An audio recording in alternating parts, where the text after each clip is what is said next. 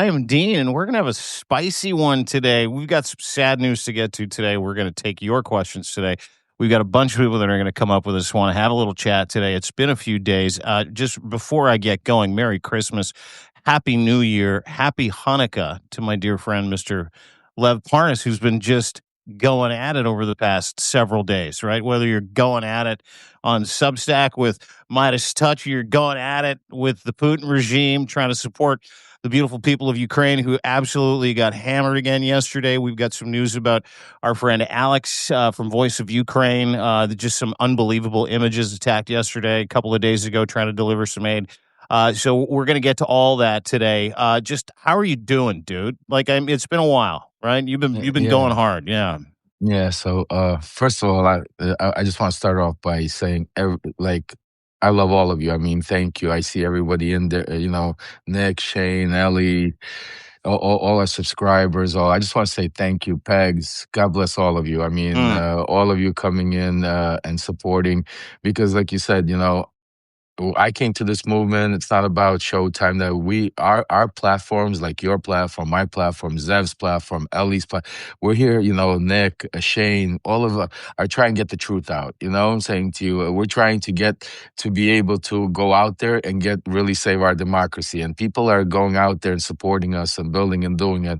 And I just can't take the bullshit. I mean, I told that to everybody when I got on this platform. I said, don't invite me up if you don't want to hear the truth. Don't get if you don't want me, because I'm not gonna sugarcoat shit. I'm here to be able to do undo a wrong that I feel a lot of responsibility for. So yeah, so this week has been crazy, man. It's been just like one thing another night, and I'm here with you guys today. So keep hitting those hearts. I know a lot of you have a lot of questions, and a lot of you, and I'm here to answer them. And I'm here. So I know if Dean has to go, I'll still stay. If Well, I'm in it for the long haul today. I oh, haven't seen you okay. for a few days, and I miss your face. Oh, I love you. Awesome. So let me tell you guys, we have a full detail. First, I want to tell you everybody about Alexander. I want to give you an update because all your prayers and everything. God bless you. He's alive. He's not out of the woods yet, but he's alive. He's alive. He's kicking, and I got a chance to speak to him today, so I could tell you, that's why you see I got smiles. I'm in a different mood. I got a lot of energy. And the best news I was able to get is we were able to get him out of Kharkiv, and he's back in Kiev now. It was very difficult because of the people there. About tonight. I'm gonna without because there's so much to uncover and tell you of what Mhm. happened. I'm gonna write a full Substack letter later today with pictures, videos, and all kinds of stuff to give you a full outline of what happened, what's going on, because they were targeted, and there's a lot. And but the most important thing I want to say is he's back in Kiev. He's at the hospital. I just don't want to say where, what, and anything, because just for security reasons. Yeah, he'll get Uh, targeted. but, Yeah, yeah, but but was injured. There are a few of the guys in the car that they were driving were injured. They were targeted. one guy is more seriously injured. Yeah. The other guy got away with mostly scratches. Alex, right now, he has a serious concussion. He has lacerations across his eye. He almost lost his eye. It was like the doctor said, this close. His eye. He has internal. He has, I think, four broken ribs or three. I'm not sure. He has some broken ribs. I mean, right now, nothing that he can recover. I mean, lots of pain, lots of, but thank God, no, nothing where but he's still not out of the woods. So, he actually did a little video. This guy's sicko. He's unbelievable, dude. He, There's a picture that you no, posted. Everybody go to Lev Remembers here on Substack. There's a picture you posted, and he's got his camera out, and he's taking a picture minutes after exiting the vehicle, blood pouring down his face, and he's like, "Okay, I'm okay, everybody. We're gonna figure that." He just doesn't stop, dude. He didn't no. stop. So I'll tell you, the guys that were there, because there was a convoy. There were three cars going. So Yeah. the guys in the back, when they came in, they said Alex. Basically, he was sitting in the front right seat. He rolled out of the car and he was like in shock. He started going inside, dragging out generators, like he was dragging out bodies. Like he was like in this ecstatic stage. He was bleeding all over, draining, and they were like, calm down, calm down. He's like, no, we gotta get this. He was in some kind of a crazy stage that all of a sudden, and then he collapsed. And then he just collapsed, and then he lost consciousness, and that's when they took him. What's it called? Because he had serious concussion. He was like, but you know, he wanted to. The one message he did tell me to make sure I give every single one of you. Besides, he loves thanks, and he can't wait to. What's it called? He says that he wants to make sure that we got the generators delivered anyway, and he made sure they videotaped it to show you how these soldiers came in the middle of the snow, were picking up, and we got the generators there. I said, "You fucking sicko!" I said, "I love you, man." He goes, "Yeah." He goes, "We got the generators, we got the aid. Tell everybody it's there." I got. He sent me some incredible videos of just mine. I mean, it's another miracle, folks. I mean, as bad as it was, but it's another miracle, another Hanukkah, Christmas, Yeah. whatever holiday you celebrate, it's another miracle because the way he explained, first of all, the way the guys in the back explained to me that basically there was a drone that was in the air, and the driver, first of all, it was a major snowstorm. Yeah. Major Yeah, it was a snowstorm. huge blizzard. Like you could see it behind Blizzard. him, even right after they crashed, Blizzard. dude. Yeah, yeah, Yeah, whiteout. blizzard. Yeah. Like you could blizzard, whiteout. You can't even see where you're going, and all of a sudden he sees a drone. What the driver sees a drone, starts trying to evade the drone. It's almost impossible to evade the drone. The only way they were able to, they said that what saved him, because otherwise the drone would have probably nailed him. What saved him was the driver. They fell into a ravine, and the drone hit like right next to them, and it's just like it's all over. Yeah, like all over Kharkiv, people are saying that can't believe even like what's going on. So the Jesus, thing dude.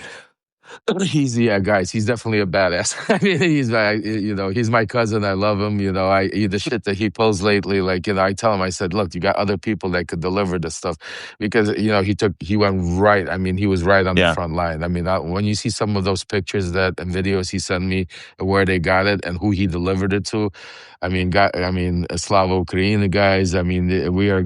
I'm telling you, forget what Trump and all of them and Putin think they're up to.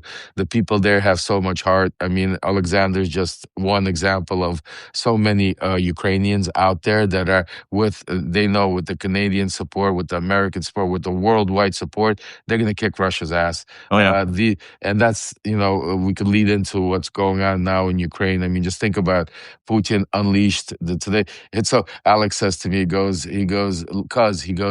I left. They were bombing us in Kherson and Kharkiv, where he was in the Donetsk area.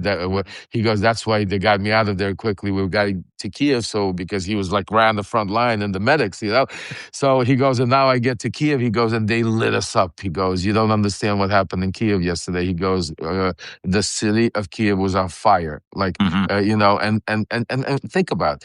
So you have Putin doing this right now. Zelensky's supposed to meet, which I broke that story a couple of days ago. Tomorrow, literally, they're meeting at Mar-a-Lago. Yeah. He's having him come to Mar-a-Lago. Yeah, I mean, Zelensky actually, I don't know if you know this, he's making a pit stop in Canada yeah, on yeah. his Tell way to me about it. Mar-a-Lago. Yeah, that was an interesting story too. So welcome to Coffee and Dean, by the way. Everybody get your questions in. You can chat in the paid subs. This is all about you. We're going to have some people on in just a minute. But to your point, after 500 Shahed drones, 40 missiles, hammering Kyiv all night long, city's been plunged into darkness, mostly infrastructure and civilian casualties, targets were hit again yesterday. Zelensky rearranges his meeting. And what he does is he's like, yeah, I'm going to go to Mar-a-Lago. I'll come have a chat with you, young man. But I'm going to stop in Canada first. And Prime Minister Carney cleared his schedule today. He's on his way to meet in Halifax. I believe they're going to get together in about an hour and a half. And he has a bilateral meeting, a multilateral meeting set up with the Coalition of the Willing before he actually heads to Mar-a-Lago to armor him up, to suit him up, to say, this is what we will do, this is what we will not do. And we, as Canadians and as a country and as the Coalition of the Willing, are fucking lock, step with you, brother. You go down there, you assert your power, you assert the peaceful nature of the people of Ukraine. You tell them we're not giving you jack shit. You cannot have Zaporizhia for your fucking Bitcoin dreams. You cannot have Donetsk. You cannot have fucking Crimea. You go in there with your balls out and you go in there with your chest out and you tell them we are right here with Vladimir Zelensky. And I got that from the folks in Carney's Orbit today. So that's literally happening in the next hour, my man. Folks, that's some breaking news right there. That's why you make sure you follow this monster over here of Dean Blundell. That's some incredible stuff. No, so I'll tell you this much from, I actually wrote an article about, I think yesterday. My days are so confused already. But yeah, no, so this meeting they're having in Mar-a-Lago, and I think me and Shane are going to do so. So, folks, Shane is also going to come up later. We're going to have lots of people. Nick is here. But Shane has been doing some important reporting on Kushner, and we're going to do a live maybe either tomorrow during the meeting or after or Monday following up. But I just want to let you guys know this was all theatrics. The reason why Zelensky's in Canada is because Canada, Europe, Ukraine, they know. See, the media is not telling you what the game, but I told you. There is no peace deal.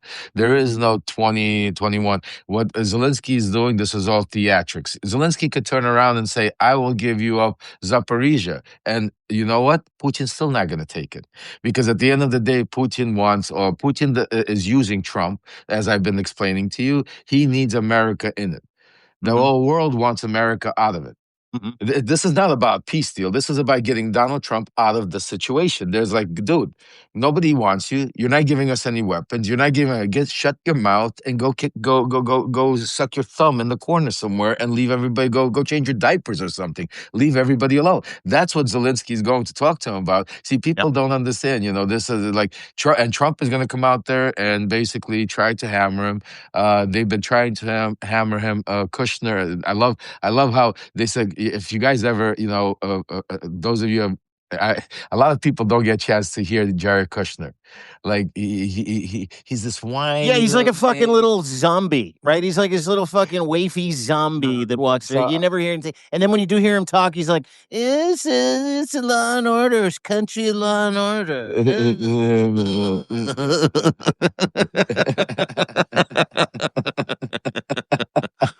What's his fucking problem? I thought there was something wrong with him when I first saw Jared Kushner. Is he just is he just a henchman? What is he doing? Why is Jared Kushner in and around Donald Trump? I know he's his bag man, I know he's his guy, but he's got the fucking personality of a feminine hygiene product, dude.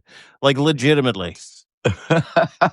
By the way, before we get into the Alexander just texted me. He has joined us. He's in the hospital. He can't. He says he needs to listen to Dean. It makes him feel better. So he's listening. So guys, if you want to send him or text him, he is watching. He's listening. Unfortunately, he can't go live. He's in the hospital. But not allowed. Yeah, you just got right, bombed. But he is with us. Cuz we're here. We love you. Thanks for joining. I sent him the invitation. I said, I don't know if you could get it in. So I guess he was able to. So guys, that's a good sign. If he's able to be with us and watch, that's even good. So he's getting better. Good. Again, God bless. Thank you for all the what's it called, prayers and wishes. But so let's do this because we got a lot to uncover and lots to go over. We have some special guests that are going to come up. Sure. Yep. So I think the way we'll do it, because we have a lot of them, and then we have a lot of our subscribers and paid subscribers that have lots of questions and probably want to come up also and discuss some of these subjects, because some of these subjects are yeah, listen. A couple of the things people they want to obviously talk about Ukraine, but there's trouble brewing at the Circle K, if you will. We had a fight between Zev Shalev and Michael Cohen, and then Lev came to everybody's common sense back and kind of forced the issue. So we got the Cohen thing to deal with. Because now I'm getting people screaming at me, going, "Pick a side." I'm like, I don't even fucking know what's happening. It's Christmas. And then as soon as that's done, we now have issues with Midas Touch, which need to be addressed today. And why I love talking to Lev, why we're going to do this with you. And folks, you've got questions, so we'll take your questions about both of those subjects as well. Is that when I said to Lev today, I go, are we doing this? Because these are contentious subjects, right? These have to do with friendships, have to do with business relationships, has to do with family, has to do with content, has to do with democracy. And I'll tell you what my friend Lev Parnas said to me. Abso-fucking-lutely, bro. We'll talk about everything. I want it all on the table. I am an open book. So let's just address what we're going to do here today from that perspective. Who's our first guest today? Oh, hello. Hello. Did you just see that, Zev? How do you do this shit? He just appeared. He was like, whoa. I have magic tricks up my sleeve, and this is one of them. So nice to see you guys. How are you? Yeah, dude. Merry Christmas. Merry Christmas. Likewise. Happy And Hanukkah. happy I've been gone Hanukkah. a couple of days. Look at all the craziness. Oh my Well, God. dude, that's what I wanted to ask you. Is like, fuck, I got inundated over the Christmas holidays with people saying, when are you going to come to Zev's defense? And I'm like, I don't really know what's going on other than he had a fight with Cohen in a podcast with Lev. Zev, I think you have a echo. Oh, yeah? Yeah, could be that I don't have my headphones on. Yeah. Let me turn this down a little. Yeah. So while Zev is doing it, let me give you guys a quick rundown of what. So Zev has like 10, 15 minutes. That's why he's special today. Oh, yeah. Perfect. So we're going to have Zev join us. Then we have, right after Zev, we have Ellie that's going to join us. And then after Ellie, I think Nick Prado or Shane is going to join us. And then after that, it's all you guys. All your questions, you could come up. For all the paid subscribers, I'm all yours. Dean's all yours. Will be here. But while we have Zev, because I know he only has a few minutes, let's get into exactly what transpired. Zev, you want to start it? You want me to tell everybody? Well, I don't even know what happened since the last few days. I mean, following your lives, and I know we've spoken, but I don't have the real details of any new. Can I set the table? Yeah, go ahead. Let me set the table. So I'll take you through what I know. First of all, just so everybody's aware, we have a bit of a rift with Michael Cohen, Zev Shalev. At the end of a podcast, when Zev, if I'm to understand this correctly, you're pressing Michael about how he tried to help Trump, with NDAs, tried to brush back and push back against some of the accusations around the Epstein affair, if I'm not mistaken.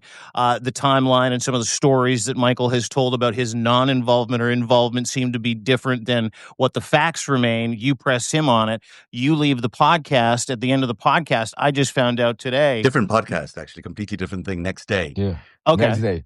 Yeah. So then walk me through that. That was the impetus for it. Let me walk you. Yeah, let me walk you through, because I know people were going after you also, because where Dean said. I just want to tell everybody. You can see where Dean is. Dean is here with us. Dean stands on the right side. Dean stands on the truth and nothing but the truth. That's why we're all here, because none of us here are some big corporate media sponsor. We're all independent. This is real independent journalism, folks. Not me. These, the people that are going to come up and talk. These are people that are out there really risking and doing everything to get you guys real truth, not some spin that these big media and some of even the pundits on the Substack are turning it into. And that's what we're going to talk about. So what happened is this, folks. Listen, we were having a podcast that had to do with Donald Trump when he was having a speech. Zev called up, invited a nice panel. Ellie was there. I was there. You came up for a little bit. Wajahid Ali came up. And we invited Michael Cohen. And Zev asked me, he said, is it okay if we ask questions? Or I said, oh, absolutely. I said, I couldn't even imagine why not. Why would we be doing it if you're not going to ask questions? Right. I said, ask all the questions you want. That's the purpose of our Substack. So then we get on there, we're sitting, everything went. Then Michael Kong and Zev starts asking Michael about certain questions. Now, Zev was not confrontational. Zev was not aggressive. Zev was not trying. There's no. No, he's none of those things. No. But there was no. It was no. What I'm saying to you, it was no "I got you" moment. That's why it wasn't a gotcha thing at all. It was no "I got you" thing at all. But it was leading into a time period where, because I go back with this still time period a little bit from Tara Palmieri, because Tara Palmieri had a live with Michael one time, and I wasn't on it, but I watched it. I was watching it, and they knew. And she did the same exact thing. She started asking him about a certain period of time and about a certain case that has to do with Katie Johnson. And that's a very particular individual that I, for a long time, have been trying to fight for. And you guys know that to make sure that we find out who and what, because she was a 13-year-old girl that actually was abused and had the courage to go up and file a lawsuit that these scumbags wouldn't even couldn't even deny till this day. Instead, they threatened her and they went after her and they shut her up. So it's a very it's besides all of the survivors and all of their stories, this is a very particular story, and we still till this day don't know who Katie Johnson is, where Katie Johnson is, if she's still here with us or hiding it because of all the turmoil. So here we got he gets into a major fight with Tara Palmieri, just like he did with Zev, just the same exact way. So me and Tara spoke afterwards, and Tara said to me, "Hey, Lev, like where do you stand on this?" I said, "I don't stand with Michael Cohen on this." I said, "Tara, if you want to do a live or you want to talk," I said, "I'm not." I said, "I have a lot I could add to a lot of this time period, not to exactly Cohen." And me and Zev spoke about it, but I know a lot of the players and I know the time, and I could really, ask some questions that could really set the stage.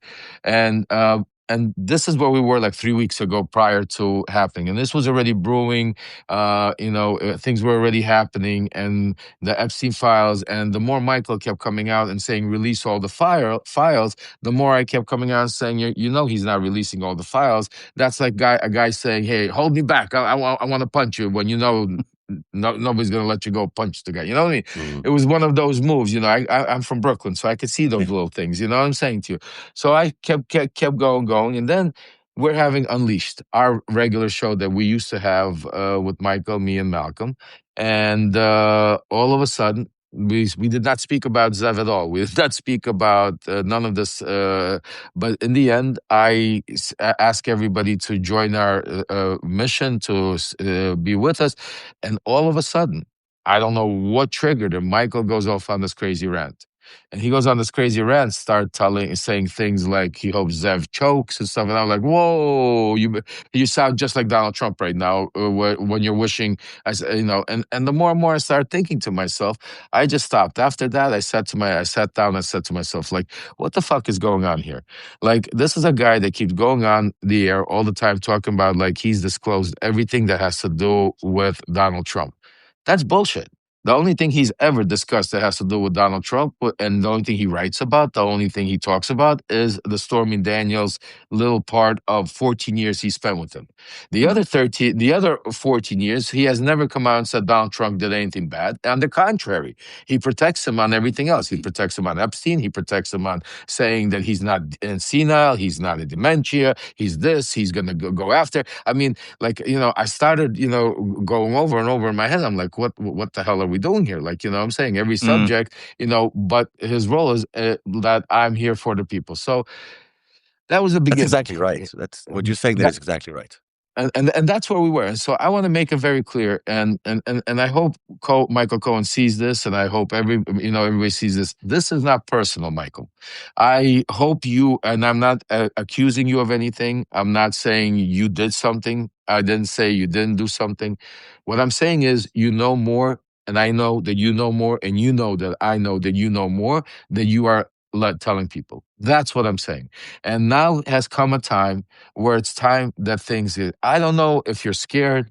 I don't know if maybe you don't want certain people in your life to find out, maybe because of you're still associated to some of these people. Like, I'll give you a perfect example. Like when I go at it, and try to expose the Ukrainian Steve Witkoff connection, Michael Cohen covers up for Lem Blavatnik because he tries to be friends. He still covers up for Witkoff and all these guys because he was friends with all of these people. And so this is why I say, and that doesn't.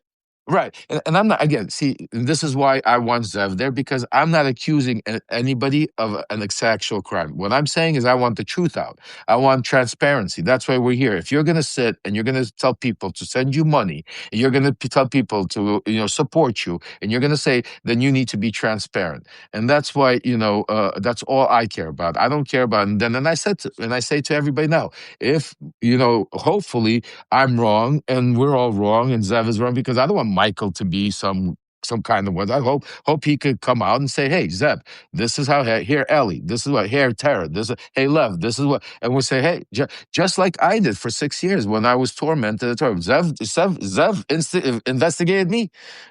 Yeah, he'll tell you I never went back. Every time, and I told Michael the same thing. I said, "Michael, why don't you go do a live with Zev and Paul and Tara and sit down and get it out?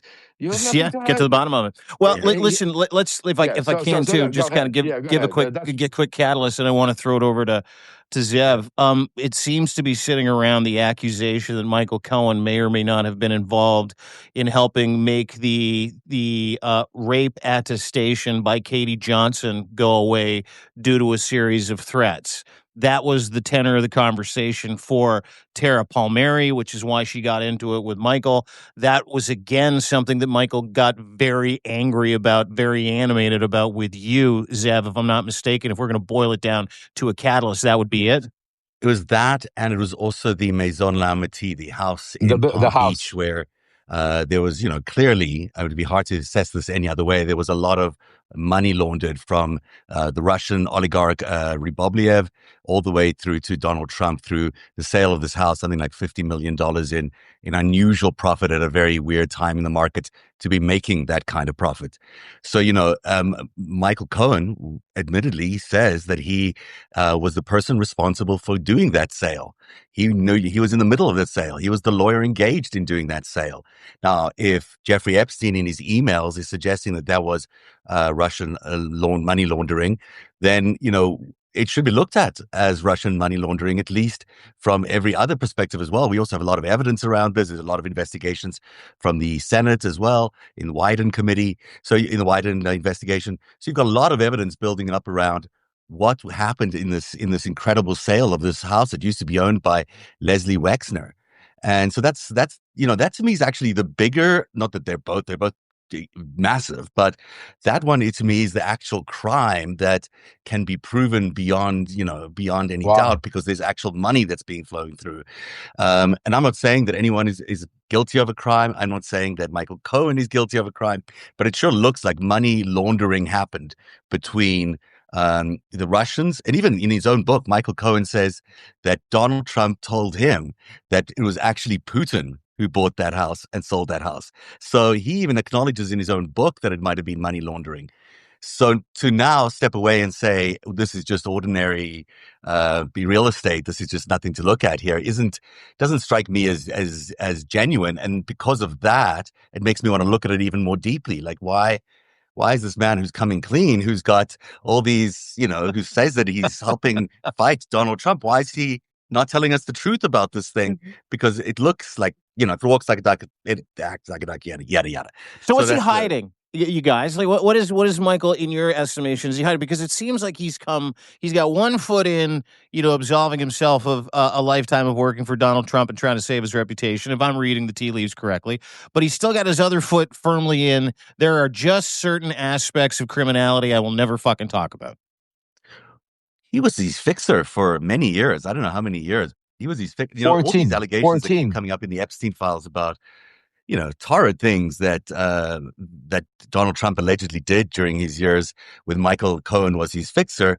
Michael Cohen claims he knows none of those things, but that there are complaints in the FBI files about those things. So if he's his fixer and his lawyer, he should be able to at least say something about what happened during those periods, those years where there was all these credible allegations. I feel like, even though they were not, they didn't lead to a court charge or anything like that, but there were credible allegations. So you have to ask the question.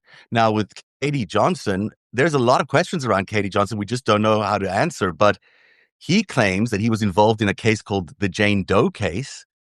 But the Jane Doe case is actually the Katie Johnson case refiled in New York by Lisa Bloom as the same case, but just filed under an anonymous name. So either there's another case we don't know about where Donald Trump and Jeffrey Epstein were accused of rape of a child, which would be stunning if there's another case. He should tell us more about that case if there is another one that exists, or these two cases are actually just the same case, and he's remembering it as Jane Doe, but actually it was Katie Johnson that he was dealing with. Now, he says he sent private investigators to this person's house, and the house turned out to be the wrong address. Well, why are you sending private investigators to someone's house who is accusing somebody of raping A child, a It's not- child, a a child. child? Yeah. A child. What You're is that? sending- Is that So right. So you're sending right. Is it normal to send private investigators to a child's house that's saying accused to discuss with the child? I mean, it's just there's a lot of questions and that time period. And the one thing that Zev says 100 that keeps getting me really upset because we keep doing our show Unleashed, and he keeps touting that how well he knows Donald Trump, how he 14 years, he's side by side, that nothing happened in that office without him knowing it, that he was that nobody knows him better than him. I mean, this is the same thing until these questions are asked. As soon as you ask him a question about something like Ukraine or Epstein or some of these Russian oligarchs or stuff that really goes into, there's nothing. So then I sat back and I did what Zev does. I did a little investigative work, which I tried. I don't know how to do, but I started saying to myself, I took a piece of paper and a pen and I said to myself, he keeps saying he testified 8 times in Congress. He has this pitch going, right? What did he testify? It was the same thing. It was the same. I mean, out of the 14 years, Michael Cohen has not given us anything that Donald Trump has done wrong, except for trying to clear his name in 2 things. He's pissed off about that he was accused of something Russia. in the Russia report, and that's why he keeps calling it fake and tries to protect Trump on the Russia stuff. I mean, it's insane. And you know what I'm saying? And then the other thing is the what's it called, Stormy Daniels stuff, which he went to prison for. So he's pissed off at him because Trump should have went to prison with him. I feel for Michael he had to go to prison for Trump's dirty work. But that's it. We're not, and that's what I'm saying to you. Like, we don't get into these conversations where he sits down and says, you know what, I remember this deal where he did with, Pecker from, or I remember him doing this with this and this. Never of that. The other thing that got me this is where I really got, me and my wife had a conversation, and this is where my wife also said to me, Lev, It's always the wife, eh? She straightens you out with the friends that she doesn't want you to have. Well, no, she but she knew where I was going. She knew where I was going because she hears me. She sits. She's like my right hand. She helps me with, So when I write my story, she sees where my head is going. And I said to her, I said, you know what? The one thing I remember, because I was close in those circles. When I say close, I was a young kid. I was running around as an interpreter. I was trying to be a hustler. I was doing that, but I saw, I was not one of them. I was not accepted as a billionaire and to be in one of those parties or so. Just understand, I was like a 17, 18, 19-year-old kid. But my ears and eyes, I saw people, I saw after, I heard, so I saw what was going on. And what I could tell you is, I remember very vividly that era, the 90s and the early, and that part of the early 2000s and everything. And I started saying to my wife, I said, the one thing is, Michael Cohen keeps saying, and is that he was either CEO or president of Donald Trump's what's it called, beauty pageant, the pageants, yeah, the beauty pageants. Epstein was Donald Trump's best friend.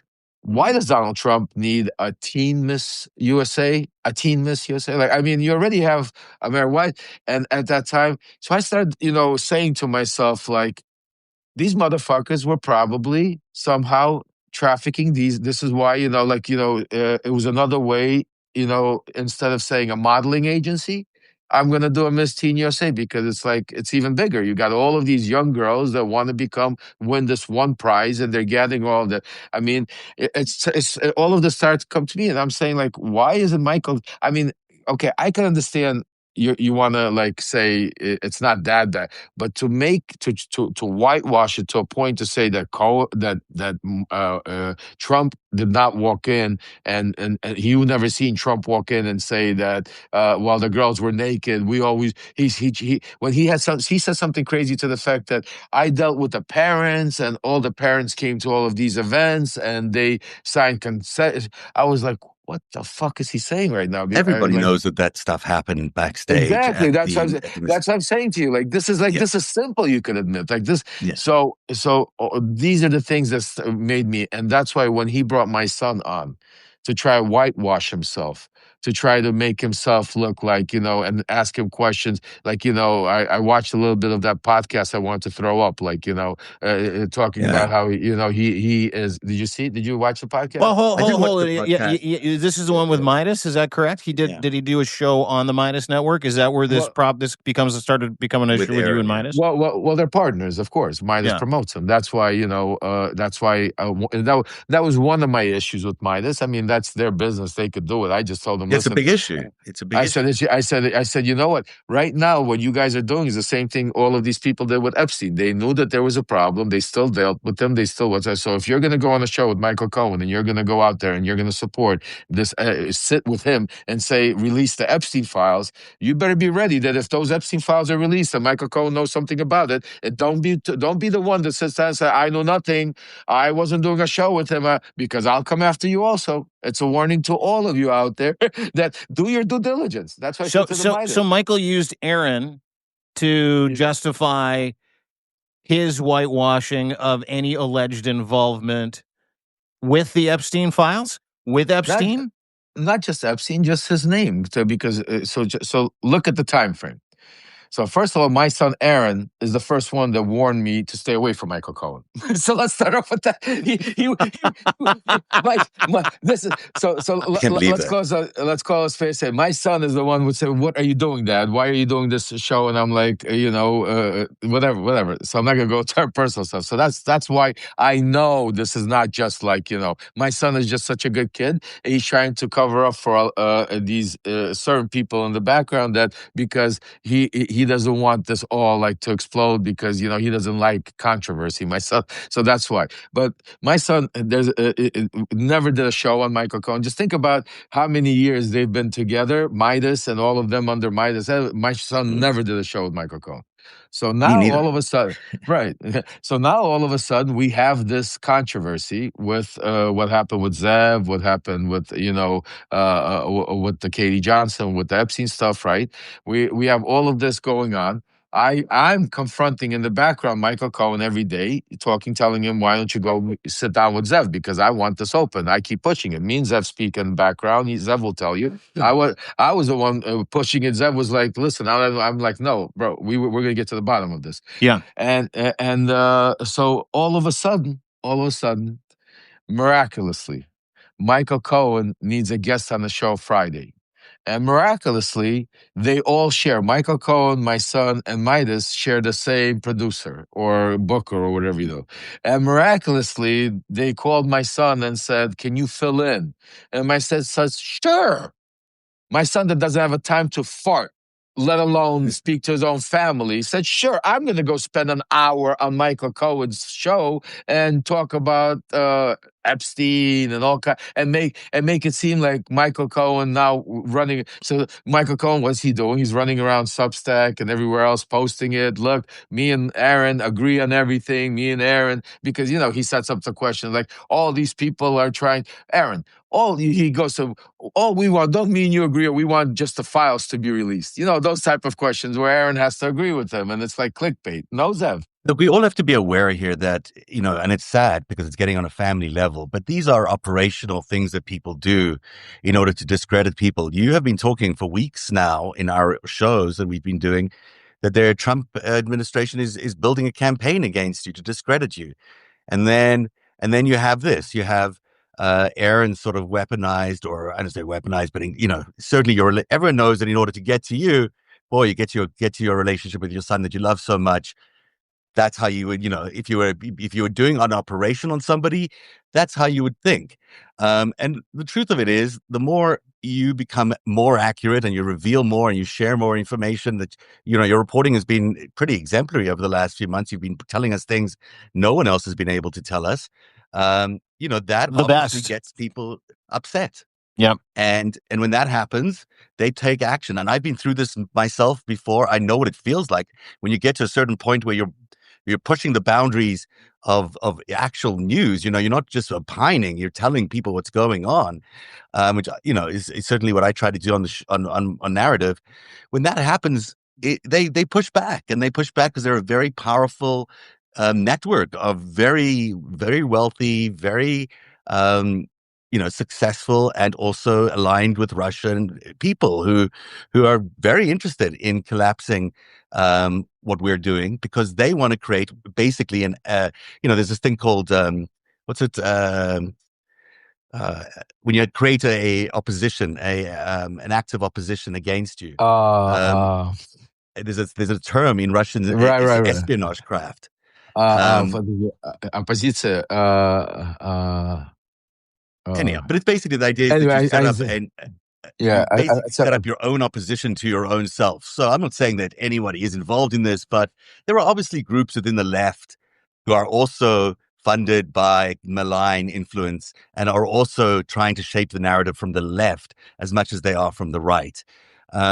And so there are very few actual independent people out there, actually, when you look at it. And oftentimes independent people are not given the limelight, are often shunned, or often put into the background, because that's just the way they like it. These guys have got power to create a network that is fully it blew up. My narrative predates MTN by years.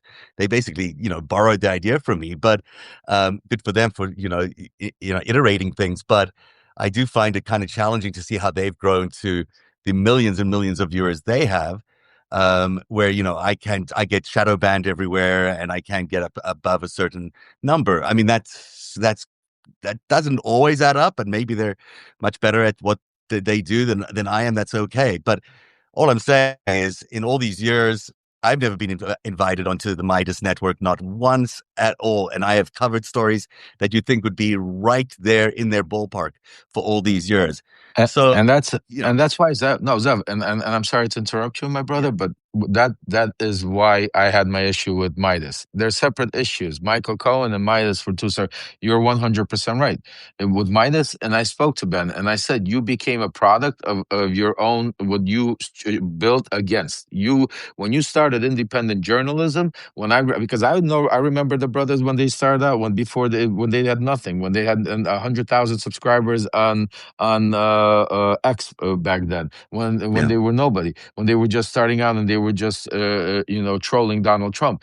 I was one of their biggest. If you take a look at all their interviews, I guarantee you, I'm the biggest draw of all their interviews. They made more I would money say on people me. like you and Cohen, to a lesser extent, guys like you made that Midas Touch network, because that was when they exploded, is when they grabbed you and started exploiting your stories, your content, your information. You started to address it. I didn't know that they existed until you came to the forefront, until you decided to start blowing the whistle, dude. Right, except for the difference between me and Cohen. With Cohen, they were partners. So with Cohen, they're partners. That's why they promote him everywhere. And that's why I said, I mean, I'm transparent. It is what it is. Everybody got to be transparent. I'm not partners with anybody. I'm not about the dollars and cents. His Listen, partners. Can I actually add something here that I think is important that everyone understands? There is an actual connection between Michael Cohen and Victor Vekselberg, and a company where he received $500,000, I think, in consulting for fees in lobbying. 2016 to backdoor stuff to Donald Trump. A lot of money by any stretch of the imagination. I mean, you can call it consulting, which is what they called it, or you can call it something else, but I'll call it consulting because that's what they said it was. That same Vekselberg guy, it's through Intrasa, his company that they that his cousin runs called Renovo in the United States, but still Vexelberg. Vexelberg is also connected, by the way, to Ehud Barak, also connected, by the way, to Jeffrey Epstein, also connected, by All the of way, them. to Peter Thiel. But So but the funny part is you don't see Vexelberg's name in the Epstein files. You don't see any Russian oligarch name in the Epstein files. You don't see you no don't. Russian mention in the Epstein files.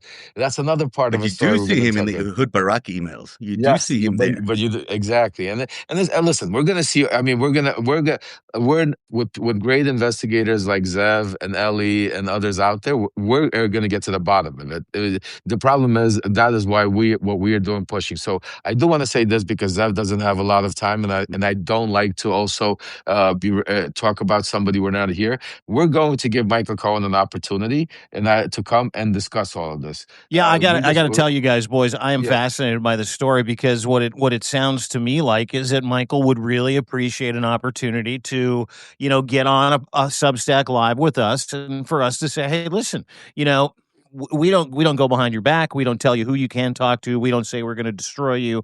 We're just here to get to the bottom of the story. And what is that story? What was your involvement? Is there something that you want to tell us? Is there something you want to absolve yourself of? To your point, which you said at the start of this whole thing, Lev, which I thought was fucking brilliant, which is why Zev and I, we talk about you behind your back, and it's always good. Why we love working with you, because you always, you mean what you say. You don't double speak. You put it on fucking Front Street, even with Ben from Midas Touch. And I happen to think they do a good job. You're like, hey, I want to talk to you. And Ben's like, I'm there. And you guys hash it out. You put it all on fucking Front Street, right? So it sounds like if Michael Cohen's a man of his word, I have no reason to assume he's not at this point, other than the fact that it would be really nice if he could help the world connect some dots, because there's some victims out there that would appreciate the help. And there's some information out there that he might have that needs to be shed light on. And if he wants to have that moment with us, we don't judge. We're more than welcome into every single person that wants to tell the truth so that victims can live a free and happy and hopeful life, so that Let's do it on the America can Midas stop network as being well. fucking defrauded. What's that? Let's do it on the Midas network as well. Absolutely. Happy to do it on the Midas network with the Midas guys. Let me stop you guys and tell you what we are going to do, because that's why we're here, because I want to give everybody an announcement. I've spoken also to Tara.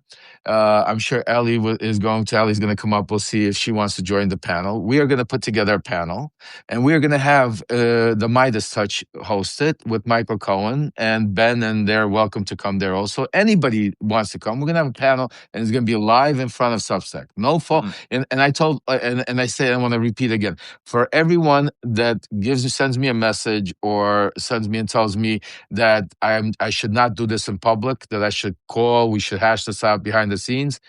You don't know me. I don't do that. I don't have secrets. That's why I have you want to talk. We're not going to go behind the scenes. We're going to hash it out right here, because there's nothing to hide. Right here in front of each and every one of you. That's why you support us. That's why this is real independent journalism. We're not going to give you another CNN. That's why I told Ben. I said, Ben, I love you, but you've become another CNN. That's all I said. What Acosta? You guys, look, I don't want to sit here and bash Acosta and all these people, but look, but just think about it. I break news. I get a breaking news all of a sudden. I'll give you an example of how things happen and why I get so pissed off. Like Zev, which Zev is 100%. I feel him because I understand, because I'm not even a journalist. I get this from people that are risking their life. So I'll get one of my sources. They'll call me up and say, yo, this is going on, blah, blah, blah, blah, blah.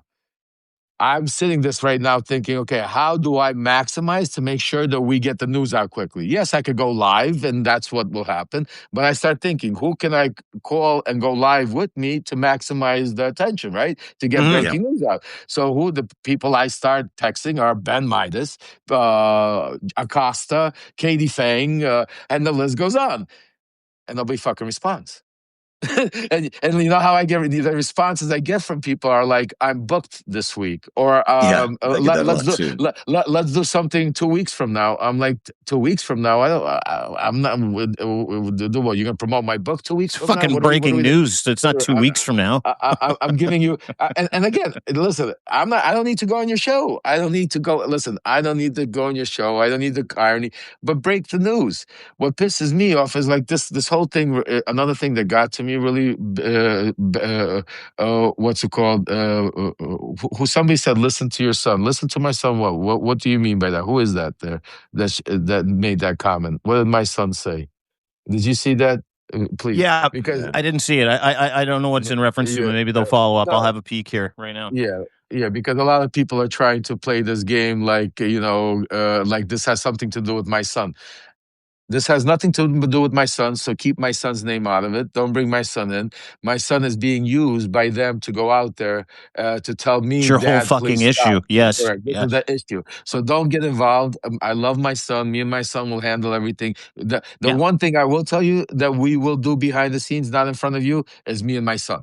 That I promise you. So do not worry about. So stop asking and saying it. I love my son more than anything. This I don't have a problem with my son. I have a problem with people that are trying to exploit my son, and that is what we're talking about. They're trying to use him to cover up for and whitewash their own name. So please, folks, I love you to death. We all have kids. Leave my son out of everybody's mouth. Let's move on. We're talking about breaking news. My son is not breaking. It has nothing to do with this. My son was used to go on a podcast that you go, if you want to, you could go listen. It's boring, it's stupid, but the one thing, if you take a look out of it, that you'll get out of it. No, I texted my son also. I said that was the most boring and most Was podcast really? ever. But yeah. Fuck, I love It's you like so much. it's like he tries to be on the level with my son. You're a disbarred lawyer, criminal. My son is a genius lawyer that is out there doing good work. Don't put yourself on the same level. I see my son didn't see it, but I watched through that hour. I see the clips that Michael Cohen wants to use to be able to put out to try to use that. Oh, Aaron Parnas agrees, Midas agrees. Like to be able to fight what Zev and us and everybody's talking. So don't play the game. But I will Is say, he just a- because I think it's Please go ahead. sorry. Yeah. No, I just think it's important to realize that all of this is not where we want to be reporting. I'm happy to spend as much time on Cohen as it relates to Epstein, as it relates to Trump, because I think that's very valid. Because he might know information that could help free our democracy. This is where we come down to. This is about a fight for democracy. It's about fight against autocracy. It's about a fight against the organized criminal networks. And I want to spend 100% of my time looking at what's bringing down this democracy. But there is, Michael Cohen may have some really important information to share with us. And I would want to hear from him and genuinely want to hear from him about what he knows, so he can help protect this democracy that he says he's trying to protect. Just simply saying he didn't see anything, nothing happened, that to me doesn't fit all the evidence we're seeing. I mean, we're seeing so much evidence and it's not happening. And he's what he's commenting is not matching that. But I do wish we could get over this, because I hate everybody fighting. I don't like to see us disagreeing. I've had my difficulties with a lot of people who do over the years because of operations and reputation attacks, have not wanted to do stuff with me. At the end of the day, if we're all fighting to save democracy, that should be our number one focus. Right, it should be And transparent. Yeah. Yeah. You know what? And such a good point, because it was one of the things that happened this week. I've watched, I'll kind of get to some of the reaction. I've watched some people go, Lev should no longer work with Dean and Zev. Dean and Zev should no longer work with Lev. Michael's bad news. Lev's bad news. Dean's a gangster. Zev's a gangster. Lev's a everybody's a fucking gangster. Get out of it. And you know what? That is by design. And let me just explain something to everybody watching. We got a few thousand people that are on the horn with us. These three gentlemen in front of me, they're my friends. I will ride or die with these guys when it comes to content.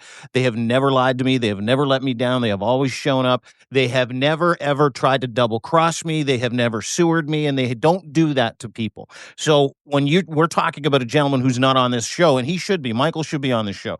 That's stuff that he's engaged with. We're talking about that, and we shouldn't be, because it distracts us from the job at hand. And the job at hand is saving democracy. The job at hand is affirming and informing you that you're not crazy, that we have a job to do to save democracy, and there are always going to be double agents when it comes to content in this space.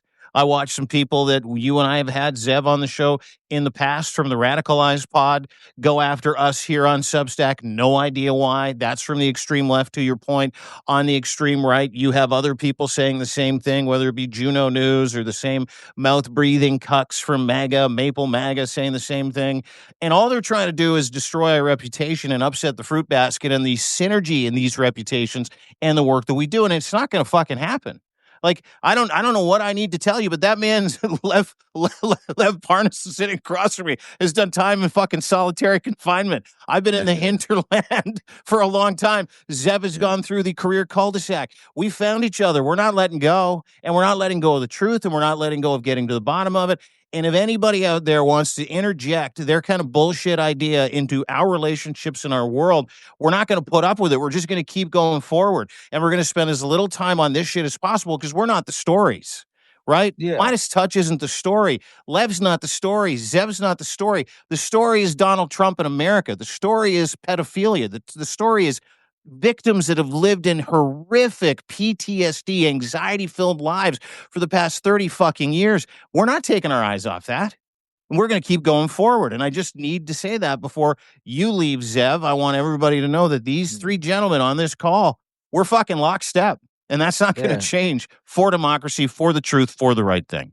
Absolutely. And before Zev goes, I want everybody out there, make sure, go hit that Chiron, make sure everybody goes follow Zev and Dean, cross-pollinate, build a community. One of the things I just want to say, and I never do this, and I talk about what people, but it was a comment that Michael Cohen made to me that really got me really going. When I said to him, why don't you respond to Zev? You know what he said to me? He said, he only has 17,000 subscribers. Who the fuck is he? Yeah.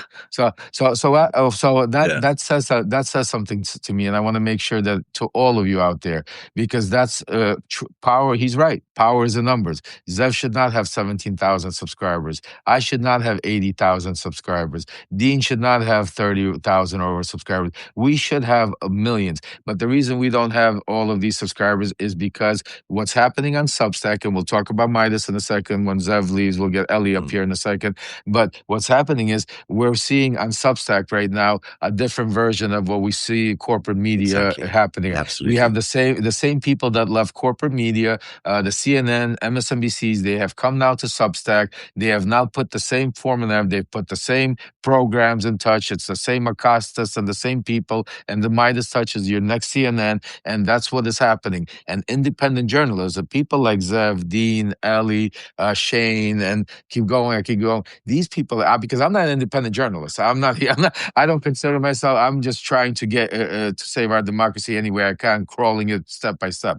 So that's what I want to say to you. It's very important. This is what we're talking about. We're talking about the only way we're going to be able to save our democracy, the only way we're going to be able to beat the evil is if we join forces and stop, I don't know what other word to use. In Brooklyn, they would say cock block. They have to stop.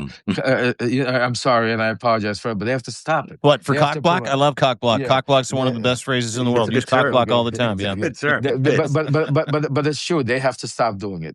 Midas, Acosta, all of them. They need to continue promoting independent journalism, and then we will say that's what independent. Like Midas should have Zev. I can't believe Zev was never on. You know what, Zev? I can't believe, because think about it, 10 months. Why am I fighting? They haven't reported any of the news I've broken. Just think about that, Zev.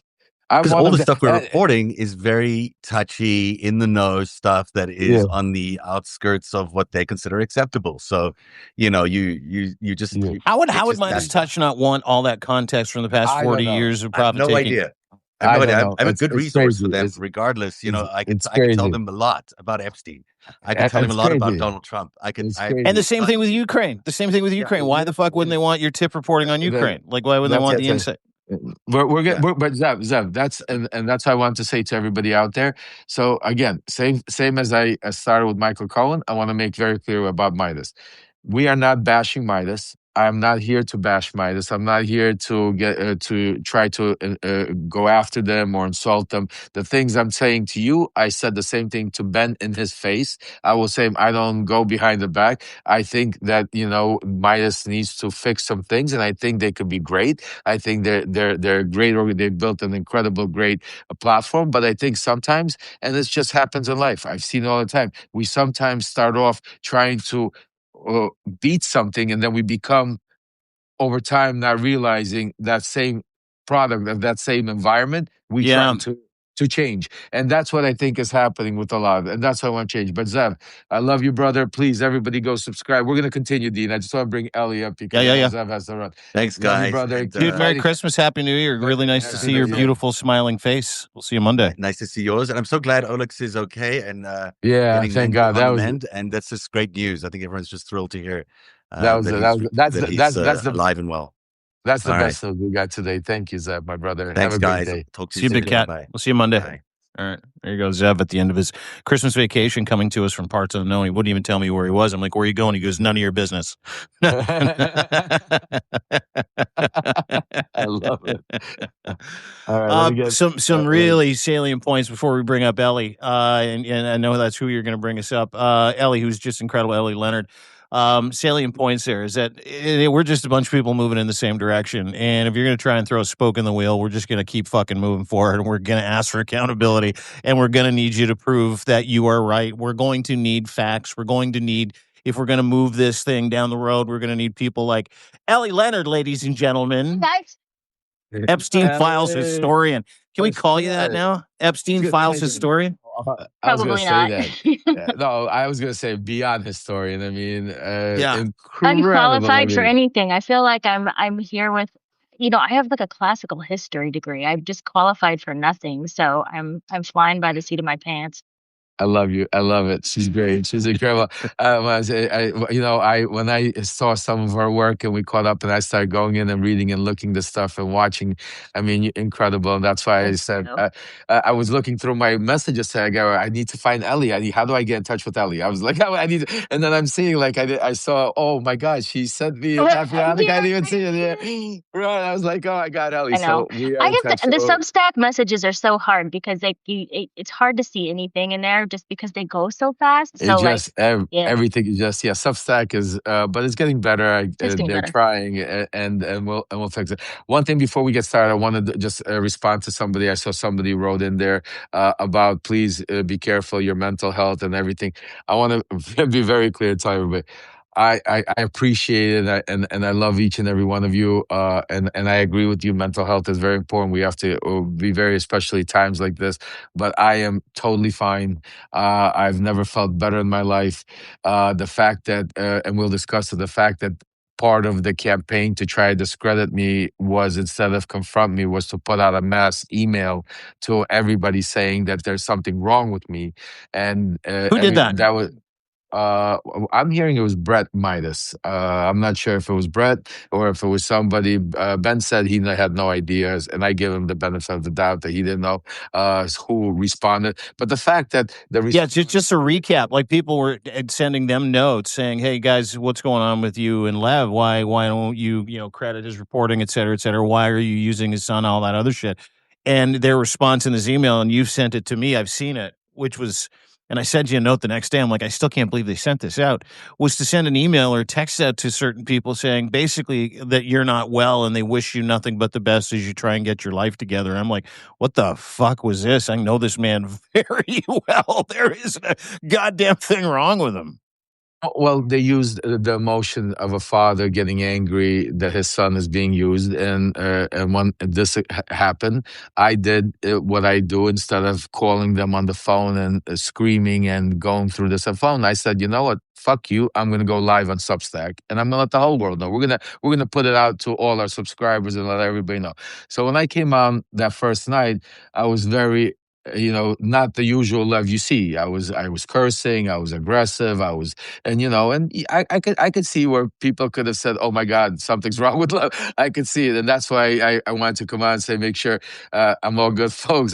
But what bothered me was the fact that they try to capitalize on it and they try to move on it. And because I'll tell you, I have not, so many people have picked up on it and are going out there and saying, "Oh, Lev is crazy. Oh, Lev is rambling on. I unsubscribe to Lev because he's, what's it called?" So because they have a powerful voice, they're like Donald Trump. They see this is what they don't understand. What my problem is with them is they have such a powerful platform. They should be like when Ellie broke all that stuff about Wolf. She's breaking like incredible stuff that nobody. How come she's not on Midas, and how come there's not a whole section? We're not talking about Wolf. When Zev is talking at, and Ortera is asking these questions about Michael Cohen, how come Midas is not bringing them up and saying, "Let's ask the questions"? This is my problem with Midas. I'm saying to you, I'm saying you guys, wake up. You're good guys. You built this platform for the people. You built this platform. You have such a huge why I got pissed with them. I said about Ukraine. I said just think about it. I said we're trying to raise 100. We got a Christmas miracle. We have 40. We got right now. Odessa is without light. People are dying. No light. We found a miracle. We found 40 generators. We're as a community raising generators. We raised like $30,000. We went and bought these generators. Alex got almost killed yesterday driving these generators. And I said to Ben, Ben, think about your platform. If you would have went on one time with me and said, "Hey, folks, we need to get Ukraine generators," we could have lit up the whole fucking Ukraine with all your subscribers. We could have raised $1 million and gone bought as many generators or done whatever we can and made a real difference instead of having my Alex drive around in a truck with 3 generators to try to deliver. I said, did you not see the Christmas miracle that when that preacher stood there and said, what's it called, that our church got blown up. We had no money. We did not even know how we're going to get generated. But what we did is we went, I still cry till this day. We went and built a place to put a generator. I swear, I feel like it's a movie. I replay it all the time. I can't believe it actually happened to us in our life, where Alex is sitting across the street and comes and sees this broken up church. And the pastor says, "We built that place that one day it was to get a generator so our kids could maybe have a Christmas." And Alex goes in his car and brings out a generator that you folks help support. So that's my problem with Midas. They could use their platform for so much more. And I don't care about, you want to clickbait, people say you got to, that's business. You know what I'm saying to you? They got, you want to do, but don't destroy the little guys. Don't make it so, like us, we don't have paywalls. All you guys have paywalls all over the place. And that's why people can't go support you and then support Ellie and then support me and then support somebody else, because it gets too expensive. Like I don't want, like I said to Ben, I said, we do Ukraine. I don't want one fucking paywall on any of my information. Whatever we do, I don't want paywalls. I said, I'm not there to try to just to capitalize and make as much money. I said, I'm here. I want the information out.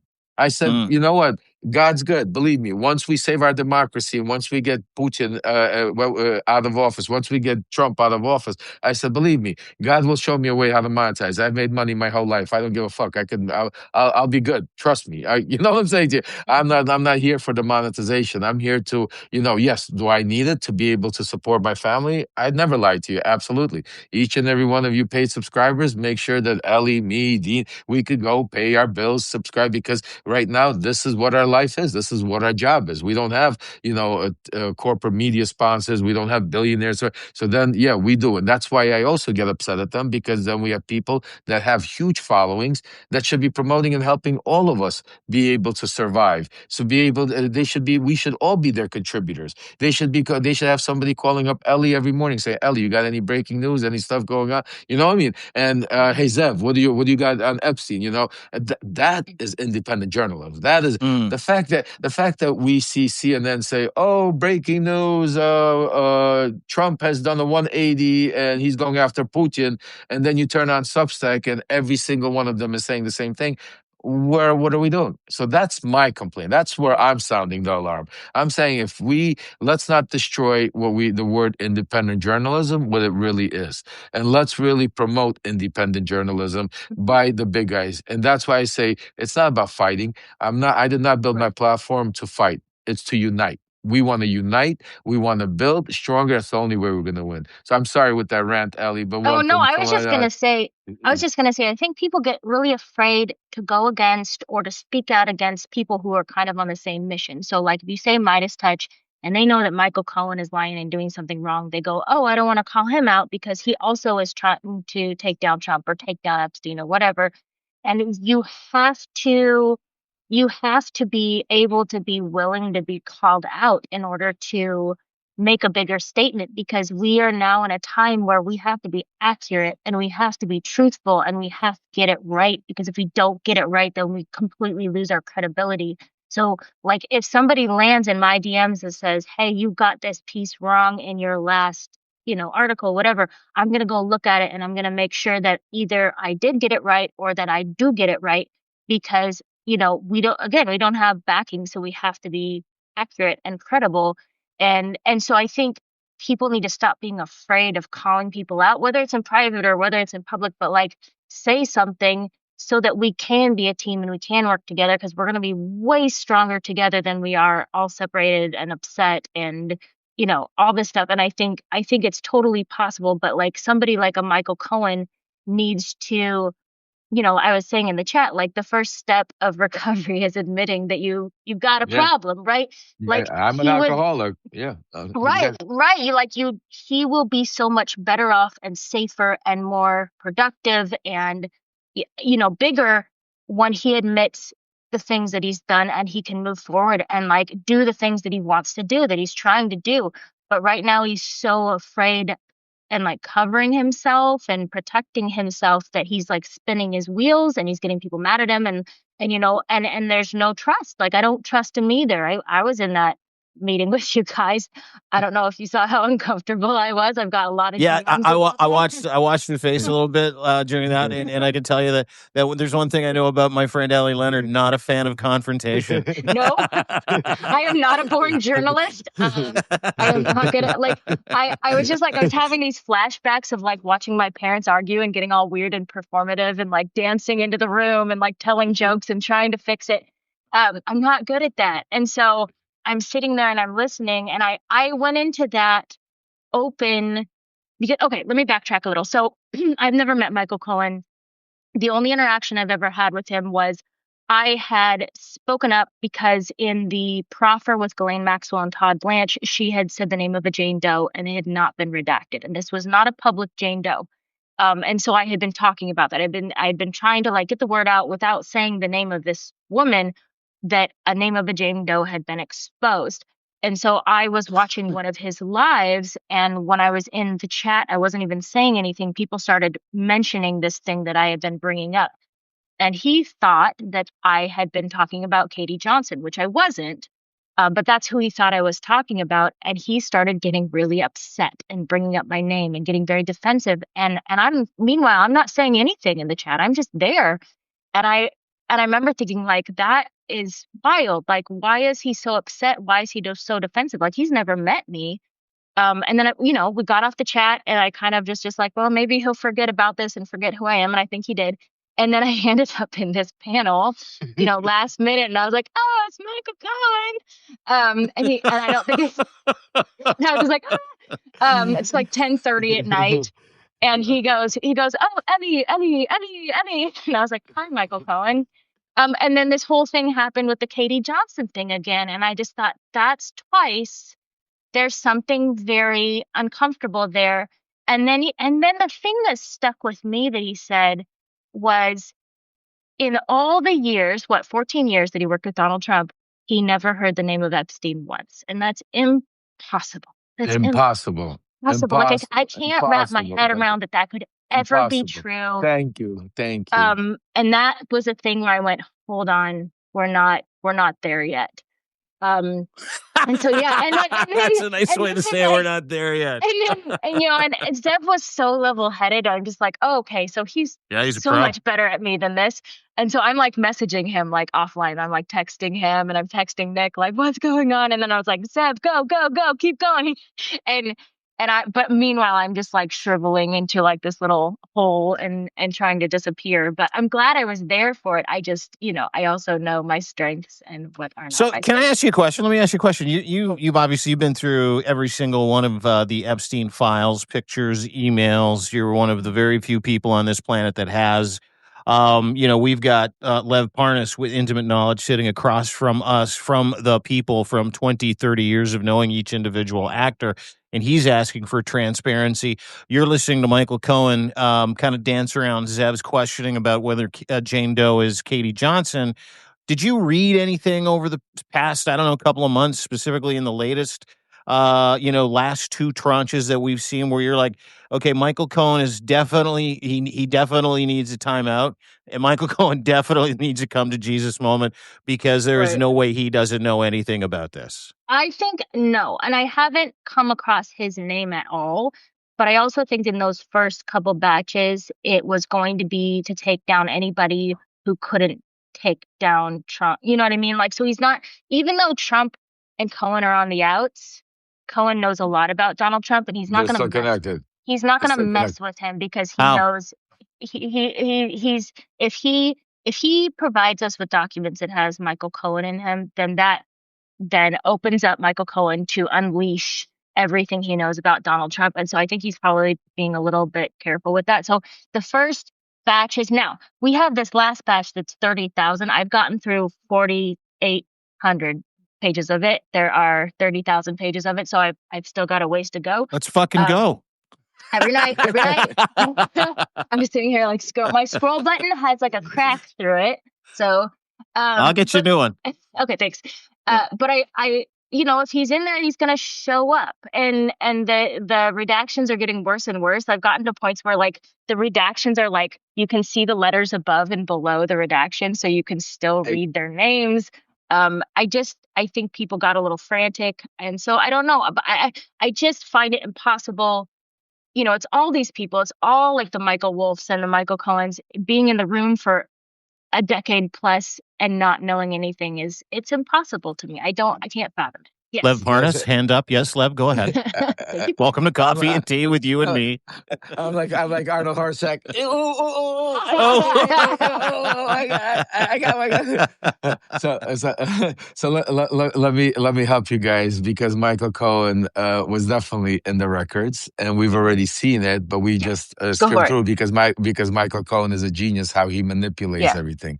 So if you don't remember, Epstein texted a congresswoman while Michael Cohen was up there asking her to ask him questions about what Michael Cohen knows or doesn't know. Mm-hmm. So that pretty much shows me that Epstein knows Michael Cohen and knows what.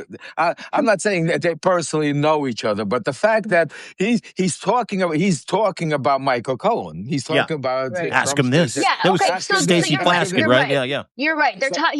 That's true. Thank you for reminding me. They do talk a lot about Michael Cohen's prison sentence. Like he's following that very avidly.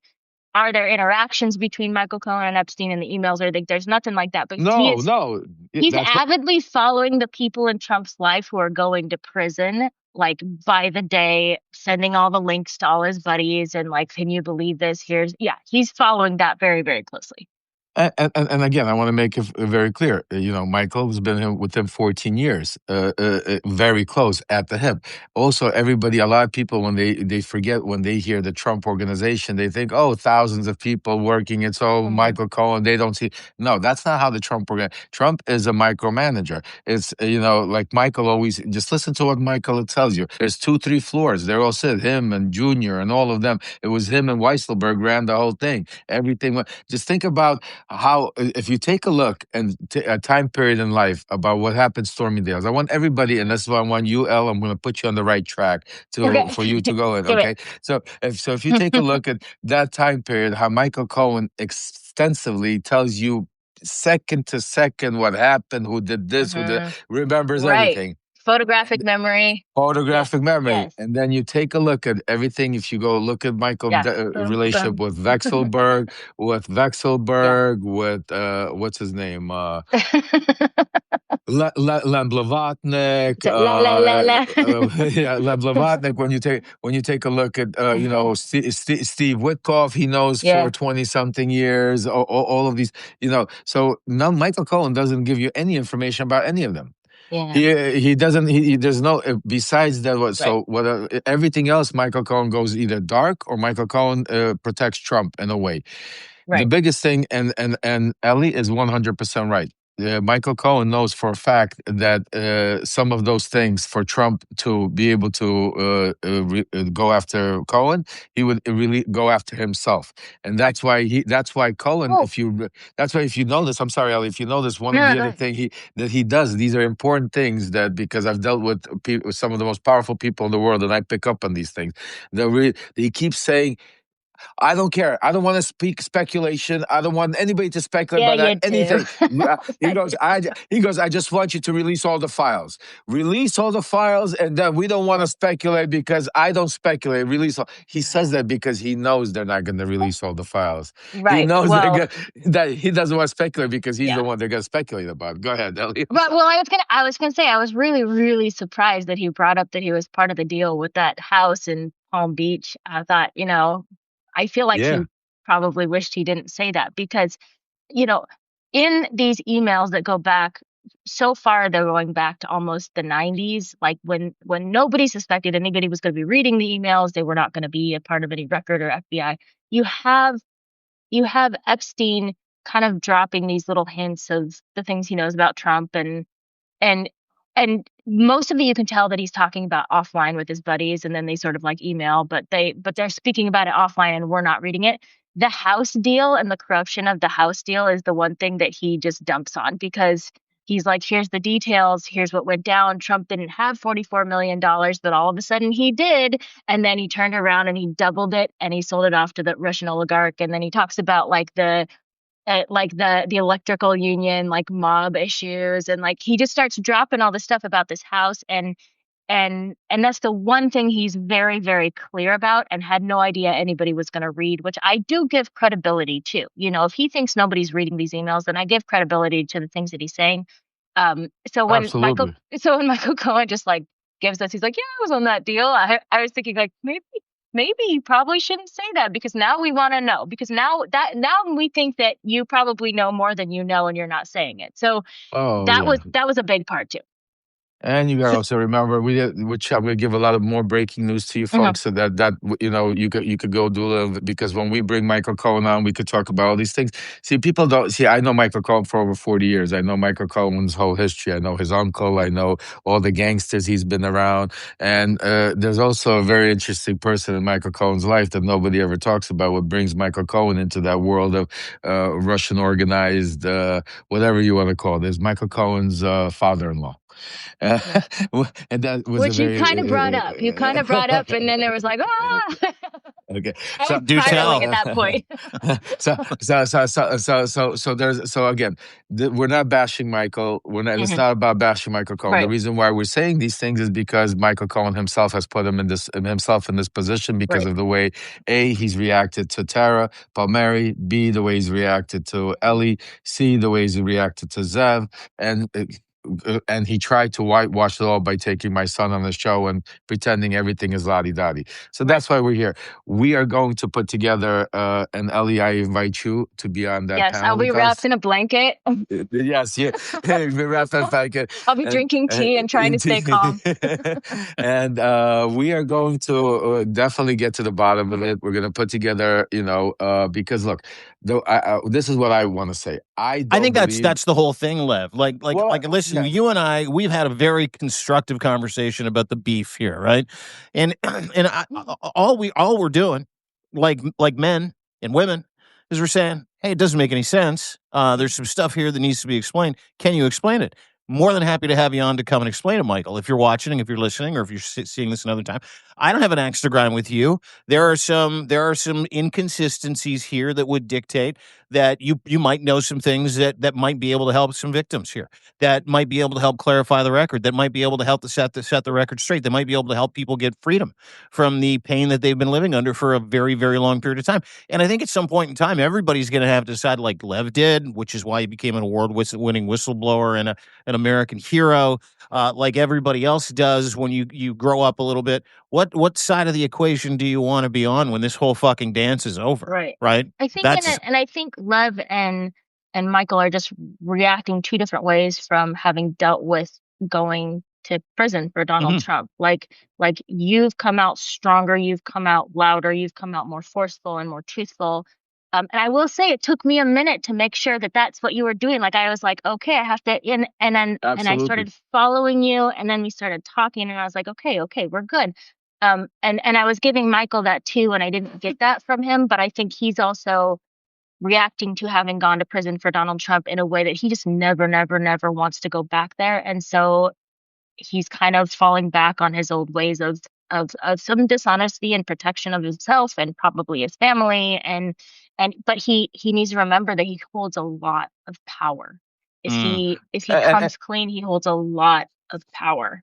And you said something very important, Ellie, and this is why I want to make it clear also. And I understand, because we're dealing in a very dangerous time.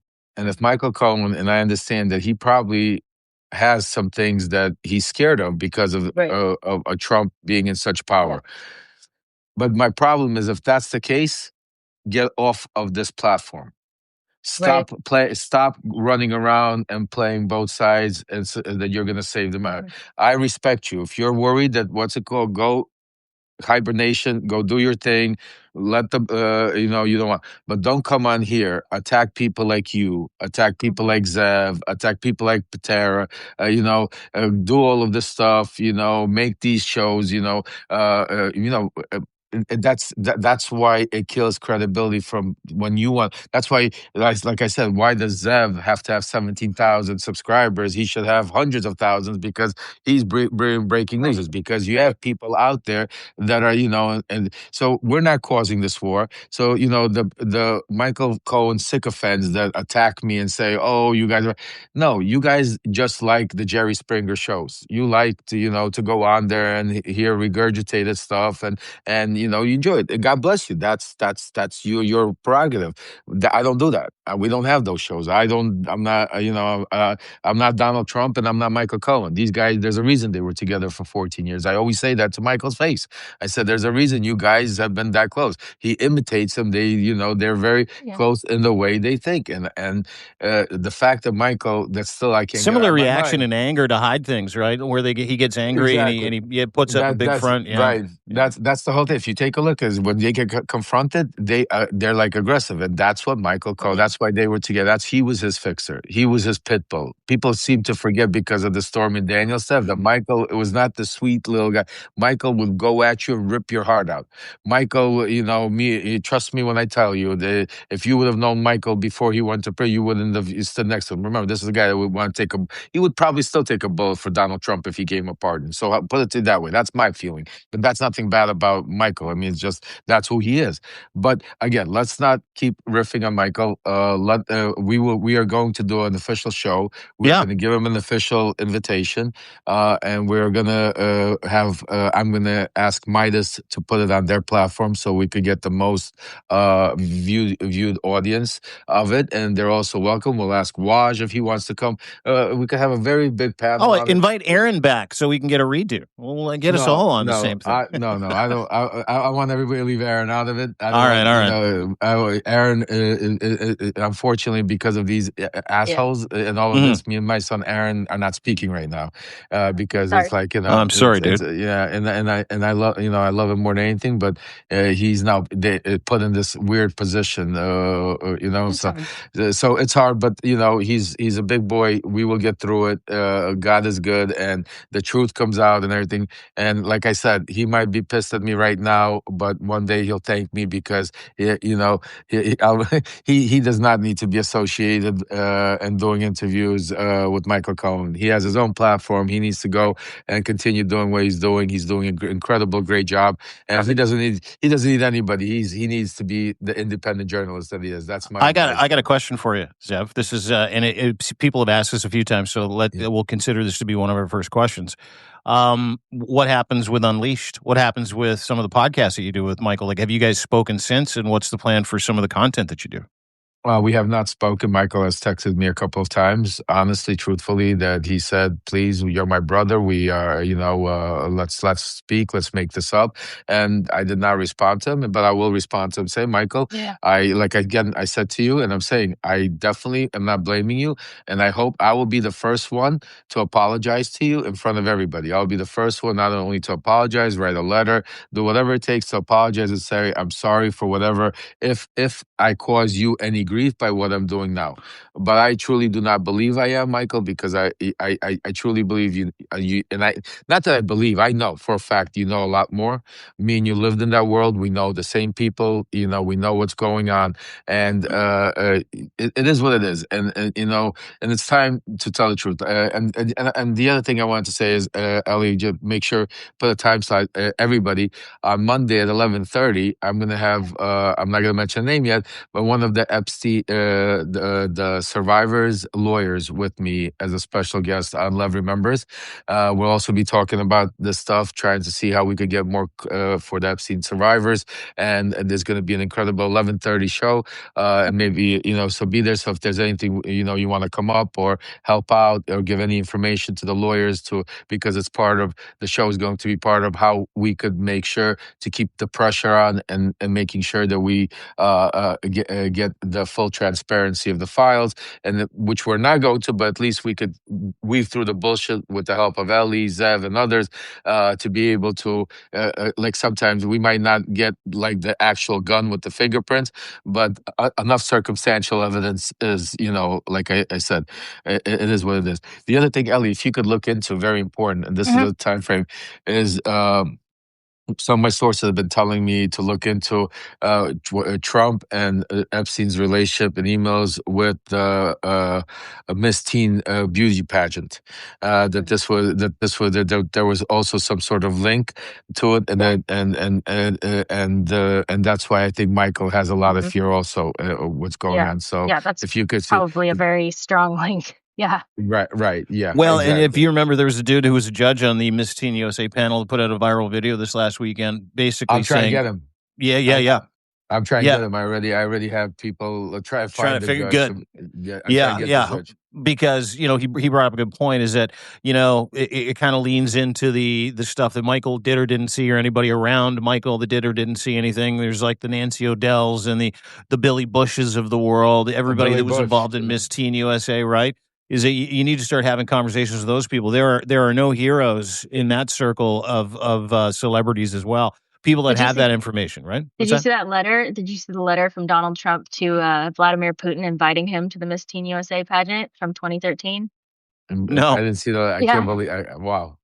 Yeah, that just he wanted him to come. He was like, "Oh, we would love to have you here." 2013, running for president 2 years later. Yeah, and Michael was the president or CEO of Miss Teen USA at the time. So, folks, we have a lot. I just wanted to say we have a lot of questions. We're not going to stop. Ellie, thank you so much for joining us. Please stay on, because I think we have Shane joining us next. We have a whole bunch of people, but stay on, please. Thanks, Al. Keep texting Al, and we'll stay offline. We'll talk and we'll put this together and we'll figure this out. Keep doing the incredible work. Please, everybody, if you have not subscribed, make sure go become a subscriber to Ellie, and not just a regular subscriber, please. These are real independent journalists. This is where, if you have the extra $5, $8, $7, this is where you want to put. Not otherwise, go watch CNN. You will need to support independent journalism like Ellie, like Zev, like Dean. Keep going, okay? Ellie, love you. Bye, guys. Thanks, Al. Bye. Talk to you soon, kiddo. Bye-bye. All right.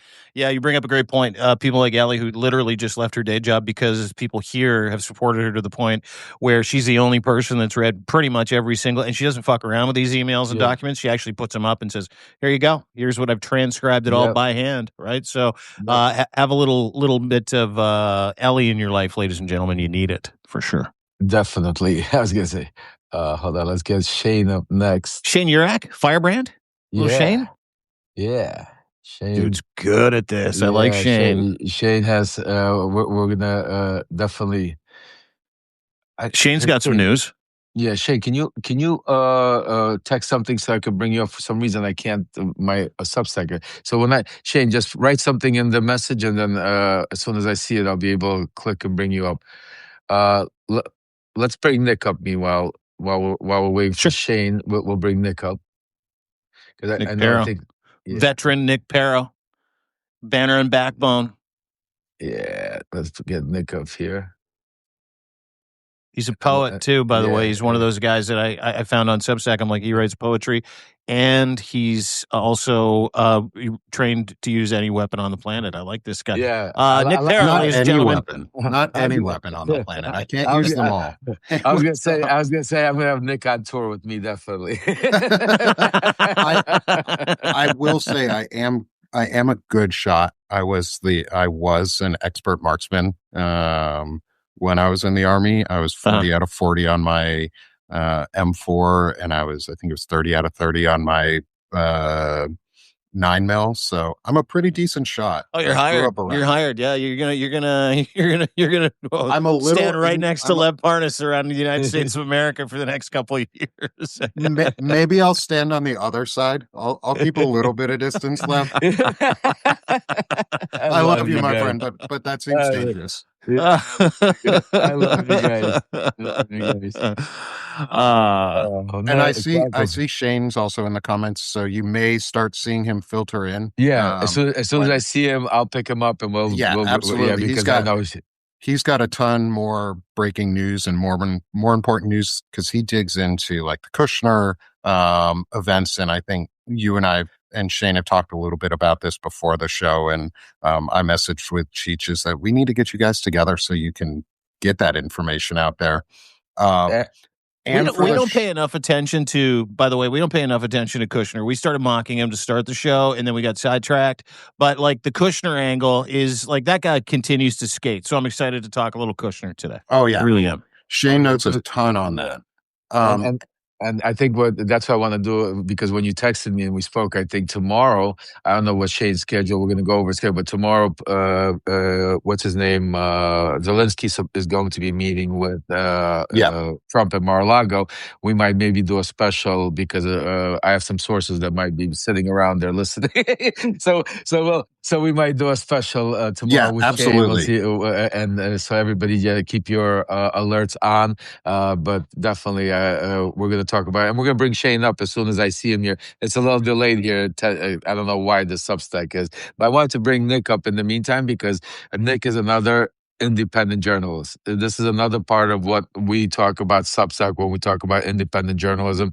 This is another person that we need to follow, subscribe, and to support, because these are individuals that are out there really doing their thing. They're really out there without corporate sponsors, without big platforms, doing whatever they can to be able to get the truth out. And some of these people have incredible sources, incredible knowledge from where they served, what they did, and what they know to be able to, and an investigative work that they do. And that is why, again, we talk about, we need, and that's what I think the movement is more, not a divisive movement where we want to attack Midas or Acosta. Folks, that's not what we do. Our movement is we want to unite. We want them to wake up and give independent journalism the platforms that they deserve to be able to get the real news out there. We want to stop turning Substack into corporate media like CNN and MSNBC, because that's what it's becoming. We want it to stay independent journalism. We want there to be, there's Shane. I got him right there, I think. Yeah, kick me off for a bit. I was just going to say before you kick me out if you need to or want to, Banner and Backbone is open to host, and I'm happy to moderate for a panel, because I know I can help keep some of the cool heads in level head if needed, but I'm open to moderate and help host that. Absolutely. Do the tech side for you. We can listen up to 10 folks at a time on our show. Oh, wow. Beautiful. So if we need it, you've got space. Like I said over the weekend, and we're trying to do everything we can to support the Ukrainian side and how we can connect folks across the board. So I appreciate all the support, Lev. Nick, you guys are freaking awesome. Dude, you're incredible. It's people like you, I'll dude. stick around too. Stick around, if you wanna pull me back up. Yeah, I'll definitely be here. You got it, brother. Thank you. I'm gonna bring Thanks, Shane Nick. up. Thanks, guys. Nick. Good to see you. We'll see you again very, very soon. Nick Paro, ladies and gentlemen, give him a follow and hit that Chiron at the top. We're taking all of your questions, and we're bringing people up, including Shane Urak from the Firebrand Project. Yeah, hold on. You're going to get it back. He's one of those smart young, I don't even know if he qualifies as a millennial. Is he a millennial? I think he's like Gen Z or something like that. I'm not sure.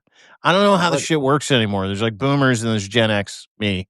And then millennials after that? This thing is okay. Let me try to do something. Hold on a second, guys. I am so bad with this. I need I need help. Shit. Let's see. Let's try We this do. again. We do. We need a producer. If someone out there would like to produce a show Well, between 11 and that's something I'm gonna GoFundMe. We're trying to. That might be a good time to promote the GoFundMe because that's what we're trying to do to get from somebody to be able to. What is going on here? Hold on, see. By the way, 57 minutes ago, Mark Carney just announced another $2.5 billion worth of economic assistance to Ukraine. That just happened to unlock additional financing from the International Monetary Fund, World Bank to help rebuild Ukraine. That just literally happened, ladies and gentlemen. Canada to the rescue yet again. Shane, my brother, just say hi or something again. I'm going to catch you right now, and I'm going to bring you up. I don't know. This is weird for some reason. In the meantime, while we're getting Shane up, why don't we go through answer some questions maybe if you have any there, Dean? While I look. Yeah, I got a lot of questions. Now we're gonna kind of try to make sure that we get these questions to as many of them as we can. You can DM us as well. You can also hit us up here in our DMs. You can put them in the chat. Still a lot of heat about the Cohen stuff. Are you guys going to remain friends? This is one of my favorite questions here. Are you and Michael going to remain friends, or is this something that you can work past knowing your history? It's all up to Michael. I mean, if Michael comes clean and it is, helps be able to do what he says, save our democracy, and continue coming truth. I see why not. You know what I'm saying to you? We're all on the same side. I mean, I don't, I'm not somebody that's going to keep grudges forever. People make mistakes. I understand he's trying to, clean up his name, but, using my son was just not the right way to go about it. But if Michael does decide to come out and help join our team and help tell the truth and get absolutely, I would put everything behind and continue being friends and join forces to save our democracy. Absolutely. Zahaya says, Lev, when you're a solid person, it's a lonely place, but don't give up. She wanted you to know. Thank you so much. I could tell you one thing. I give you my vow because of all of you, I'm never giving up. I mean, we've built this is not a community, this is a family. We turned this into a movement. We are the biggest part of the resistance out there. So I promise you, as long as you guys have my back, I have your back. I'm not going anywhere. And that's why, like I said, we're not here to make friends. We're here to build a family of people that want to see. We might not agree on all these policies. I'm sure none of it. We don't. I'm sure because this is not a platform about policies. This is a platform about real humanity, real common people, real people that might disagree on taxes or disagree on certain things, but we agree on one thing. We agree on that we want our kids to be able to live in a free democracy. We agree that we don't want dictatorship. We agree that we don't want tyrants. We agree that we don't want authoritarianship, and that is what our platform is about. So that's why I keep saying it. Thank you to each and every one of you to continue to growing it because we need to get bigger and louder, and that's how they know this. Because think about it, when we came out, they noticed. Midas noticed. People are noticing. What we're talking about is important because this is part of getting the truth out. This is part. We are not dividing our cut. This is very important for everybody to understand. And this is what Ellie said and Zev said, what we're doing, this is not trying to divide us to be able to say everybody. Some people are saying we need to unite together. That's right. We do need to unite, but you need to unite. Sometimes you got to open up the eyes because right now we are divided.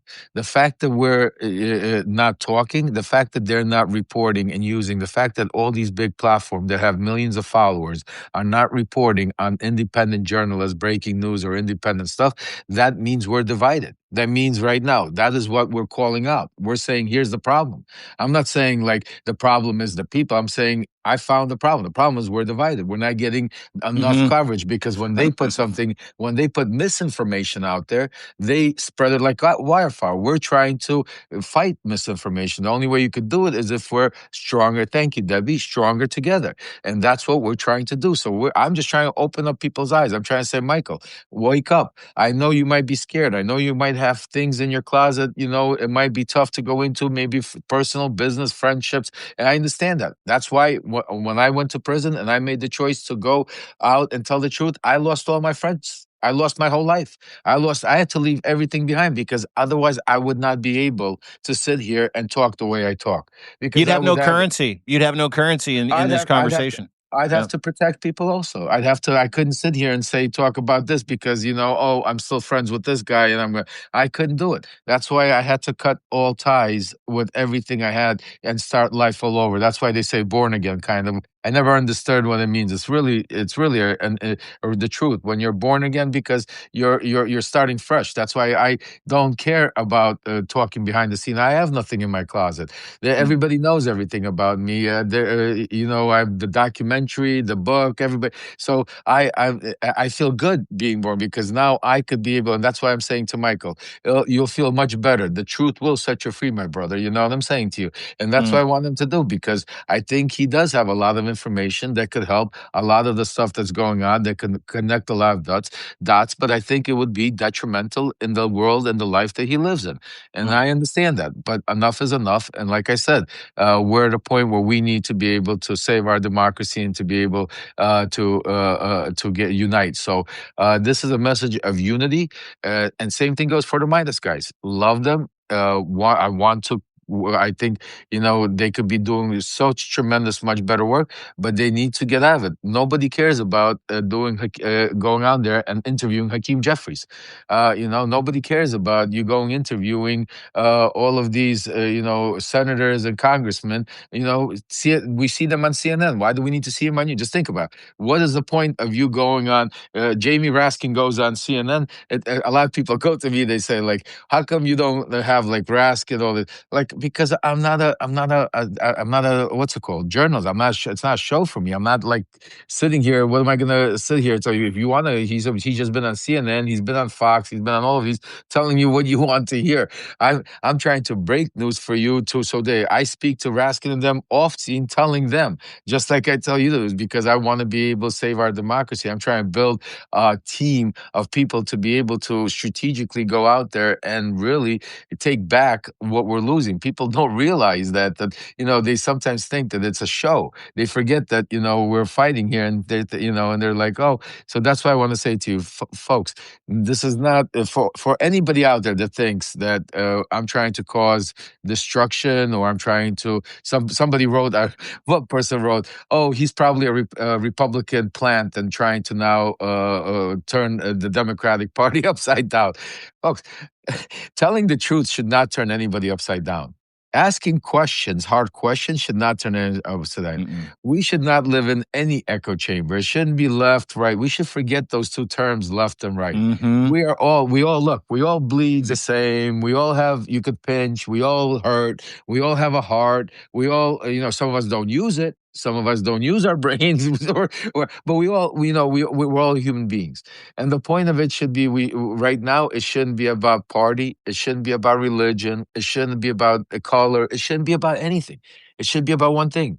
It should be about saving our humanity, saving our, common sense, so we could democracy, so we could move on, so our kids could have a better life, so our grandkids. Because right now we're going backwards. Think about all the things we lost in 10 months that it took us how many years to gain. Just a simple fact. I keep going back about women's rights. Just think about it, folks. I have a wife. I have three daughters, excuse me. One of them is I have so many kids, you forget. And It's crazy. It's crazy. It's crazy. Shit. They'll kill me. Holy They'll fuck, kill, I love you so much. they'll kill me. Four sons, but I have 4 three sons, daughters, 3 girls, 3 girls. Yeah. and I have an incredible daughter-in-law that my son Aaron's wife. You know, what I'm saying to you, and to watch, the fact that they have to figure what city, what state to live in because of the way the laws are set up with abortion. And this is America 2025. Just think. Yeah. Oh, I think I saw Shane. Hold on a second, Shane. I'm sorry, but this thing keeps going so fast. I keep missing you, but I think I caught you here. Oh my God. We may have a Shane sighting, ladies and gentlemen, which interrupted maybe one of the great Lev rants of all time, which is a real shame because you were flowing, my man. Sorry. But you bring up some great points, and there's one more question someone wants to have to ask you, but and I'll get to in just a second.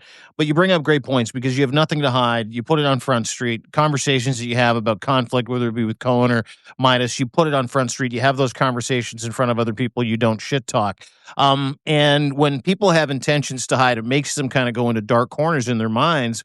And with Cohen, the number one question for a lot of people here today is like, and this has been asked hundreds of times. We've been doing this now for almost 2 hours. We've got several thousand people watching. But do you think he's a double agent or is he just protecting himself? I'm paraphrasing a whole bunch of different questions in that one thing. We'll get to Shaner in just a second. My man, Shane Urak, Firebrand Projects here. What's going on, guys? Thoughts on the double agent stuff, and then we'll get to Shane and some Kushner business. Absolutely. So, first of all, welcome, Shane. Finally, I got you up here, brother. You understand? We had to work for it, man. The technology is not my best part, but I figured it out. I'm persistent. Yes. No, you did it, bro. You did it. It's all good, man. You got there. Yeah. So, So, no, I do not think Michael Cohen is a double agent. I truly, I know, like I said, I know the life he lived. I know the people he's been around. I know, and it's, so he did not cut all ties. I could tell you that. Yeah. And that is why he has the catch 22. He lives in a world, his whole life that high society, Donald Trump, that clique, where I think in all reality, Michael Cohen misses it. I think he would give everything up to be back in that clique. I think that's why he worked for Donald Trump for 14 years. And I'm not trying to, again, it's not a bad thing I'm saying to you, but that's what I think I think he would, and that's why I think he has such anger and stuff like that over other people getting pardons and him not getting a pardon, and all this type of stuff and going on. So I don't think he's a double agent. I don't think he's. I just from my sources, there's nobody in Trump world that would even speak to him. So I don't know who he'd be a double agent for. Right. But I'm saying to you, but I think he's hiding a lot of stuff because I think maybe because of personal stuff with his own family. A lot of people don't know this, but I'm going to tell us while Shane is on here. But a lot of people, I'll give you another little secret that a lot of people don't know. So I'm the person, when Michael found out about this, he almost had a heart attack because he never knew this also. And I'm going to put this out there later in a letter to show you guys. I'll write a little history about it. But if you go back to when Michael Cohen got raided and they went after him, there was a period of time when Rudy Giuliani and these guys were going after Michael Cohen, trying to promise him pardons to be able for him to say, and nobody knew where Michael Cohen stood. God, and that's why I'm such a believer that God is great and the way things work out my whole life. Those of you see my documentary could see that only God could have saved me from all the crazy shit I've been a part, and I'm still here to talk about it. But I always stayed in Manhattan, and I always stayed in this. I'm not gonna say which at the Trump Hotel. I stayed at Trump International. That was the hotel. That was my place. This is where we would go. And for some reason, my secretary messes up and books me at a different place. I forgot the name of the hotel she booked me, either Carlisle or whatever. Happened to be the hotel where Michael Cohen was living at the time. As I come downstairs and I'm going outside to get in my car, I make a wrong turn. And instead of going out, I actually walk into a restaurant. And as I walk into this restaurant, I see in the corner of my eye, in back of the restaurant, I see Michael Cohen sitting there with, what's his name? Al Sharpton. I was like, holy shit. This is before we even knew that Michael Cohen flipped on Donald Trump. This is when he got raided. He was having already talks with the Democrats in Sharpton and try and figure out how he could, use his information. I snapped that picture. I still have that picture. I showed it to Michael, and I'll show it to you guys. And I sent it to Trump. I showed Michael how I texted to Trump. When Trump seen that picture, that's when the whole shit blew up. So what people don't know is Trump and Giuliani made me the point man to get all the dirt on Michael Cohen. So for the next 2 months, all I sat there, when I showed Michael Cohen all the dirt that I was collecting on him and sending to he almost had a heart attack. He asked me to send him that stuff because he wanted to sue Trump and go after him, whatever, I don't know. So what I'm saying to you is, I know he knows a lot. And my recommendation to Michael is you will feel a lot better if you just come clean, my brother. Just, the truth will set you free. And I promise you will probably be a hero because he knows a lot in a certain period of time that has nothing to do with Stormy Daniels and has nothing to do with $130,000 that Donald Trump got convicted for. That was just the least of all the things that Child's Michael knows. play. Yeah, that's what I was going to say. You're not around him for 14 years. Another guy that I'm interested in, too. Fucking well said, Lev Parnas. Give Lev a follow, ladies and gentlemen. Just wrapping up coffee and tea. Will be another 10:15. We wanted to bring Shane in because, like what Lev loves to do, which is what we love to do, we love to go find people to do the real work and amplify that real work. If you don't follow the Firebrand Project, you should. Hit that Chiron at the top. Give Shane a follow. Shane, you've been on Jared Kushner for a while.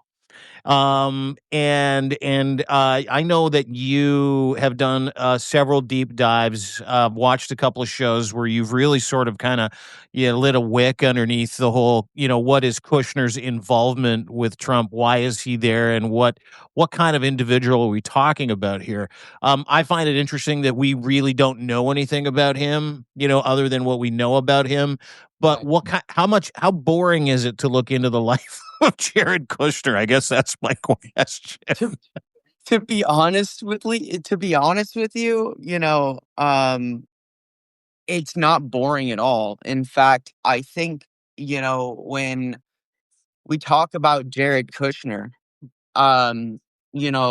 and I'm very curious to talk to you about this, Lev, because the more I know, the more I get to know about Jared Kushner. And then the second deep dive I've done into him, and like you said, the Kushner Files, I'm working on the third one right now, which is all about affinity partners. Okay, so that's like his company. But Jared Kushner is interesting because his entire involvement, in the Trump sphere, a lot of it came, I think, from my understanding, of a place of desperation because of the mistakes that Jared Kushner made when he was 26, 27 years old. And he was young and reckless and trying to be, someone his dad was grooming him to be, who he never, ever is going to be.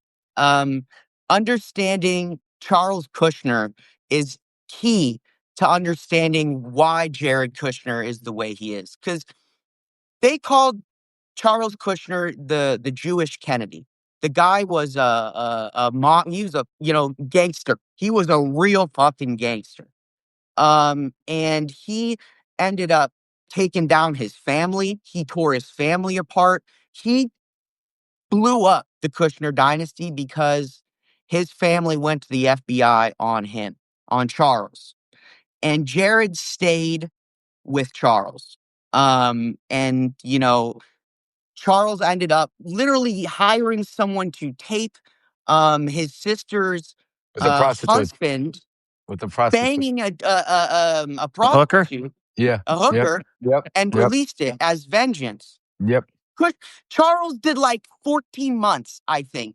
Okay. By the way, just so for Shane, not to interrupt you, so for everybody to know, the person that Shane is giving you this wonderful bio about is the ambassador, is our ambassador to France. Yes, he fucking is. This is our ambassador to France. I just wanted to give you guys an example. Continue, Shane. Yes, absolutely. And so, who literally walked out of jail on a pardon and walked into Paris to become the fucking ambassador to France. Anyway, continue. for this crime about setting his it's fucking brother-in-law up with a hooker and a television. Yes, go ahead. It's true. And so when I look at Kushner, there's two things I think that really stand out. One, he's a weak man who is playing at groveling at the boots of powerful people because he's only ever been that for his father.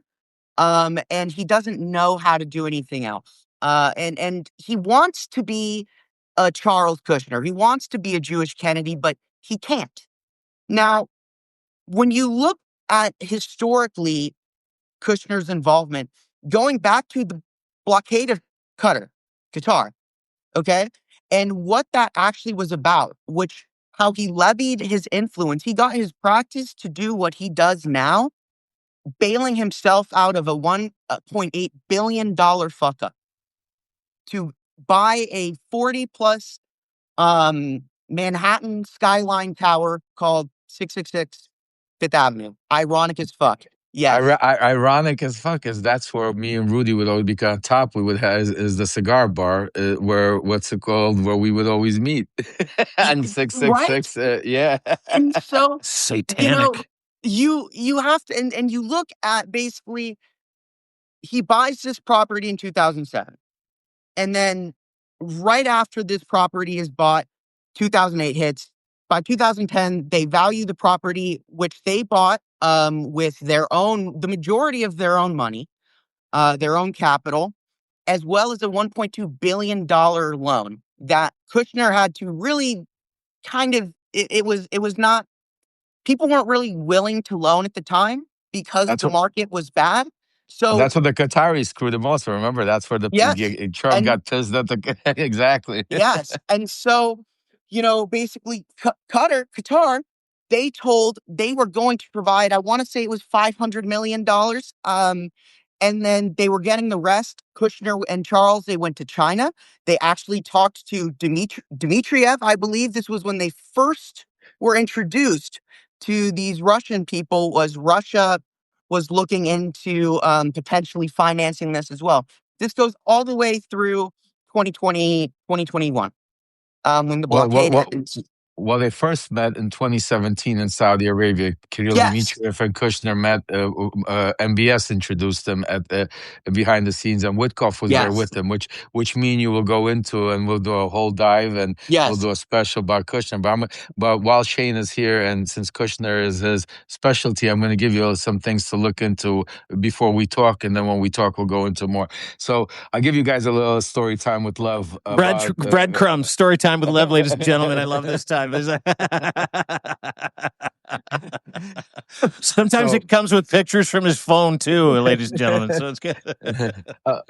Here we go. You asked for it. So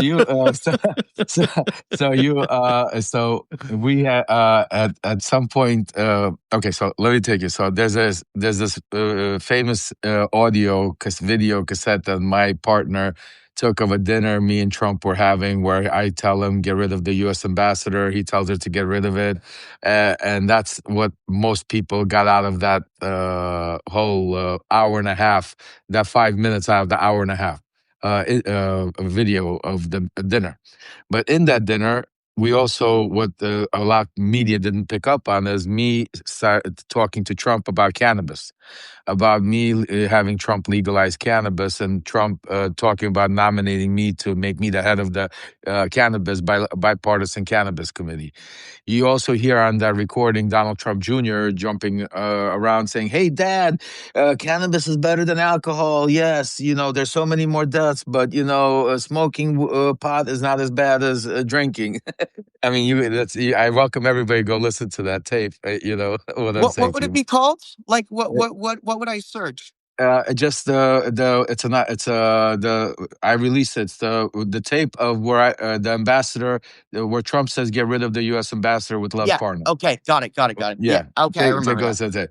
So from there, what happened was after that dinner, I started putting together a committee of all the biggest cannabis owners, and I got them all to Washington D.C. and they said to me, "Okay, we need to go. How do we do this?"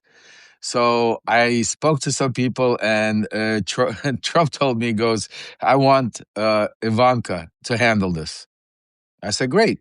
I said, let's do a dinner. So I set up a dinner with me, Ivanka, Jared Kushner, and 8 of the biggest cannabis, in Washington, D.C. Hold on a second. This was when, while I'm doing this, some years, because I got so many LPs, pictures. by the way, they're called licensed producers of cannabis. LPs, 8 of the biggest in the United States of America. Afria would be one of them. I don't know if Canopy's in the States, but there's some big names. 710 Labs. There's some great producers of excellent cannabis in the United States. And if you are wondering if I am a proponent of it, the answer is absolutely yes, I am. I'm Canadian. Of course, I'm a proponent of cannabis. Ladies and gentlemen. And so my Donald Trump Jr. was right. He's very, very rarely right, but he was right on that one. Yeah. Because Daddy doesn't know that he's been partaking for a while. Hold on a second.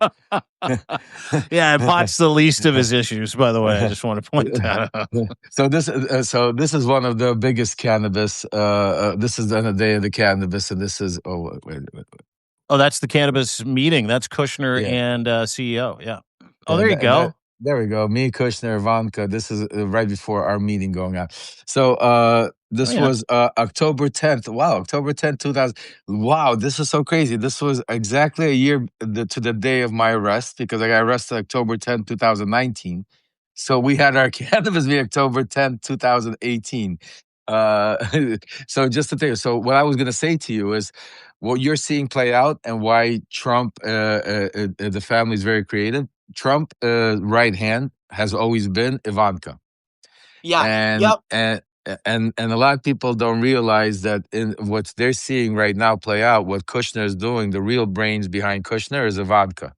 Kushner is the front man. That's basically and I really saw it in that meeting when we had that between the cannabis. First of all, if you ever sat with Kushner, the way he talks, I mean, he's like, I can't even imagine him sitting. I can't imagine him sitting with Vladimir Putin. I swear to you, I wish I was a fly on that. I just because I know Witkoff and just sitting there with Vladimir Putin for 4. Love, I have a question for you. Just a couple of ferrets. Yeah. So,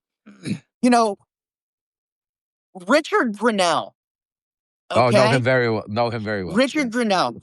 I'm trying to fucking place this guy, because Serbia and let's see, there's 2 countries.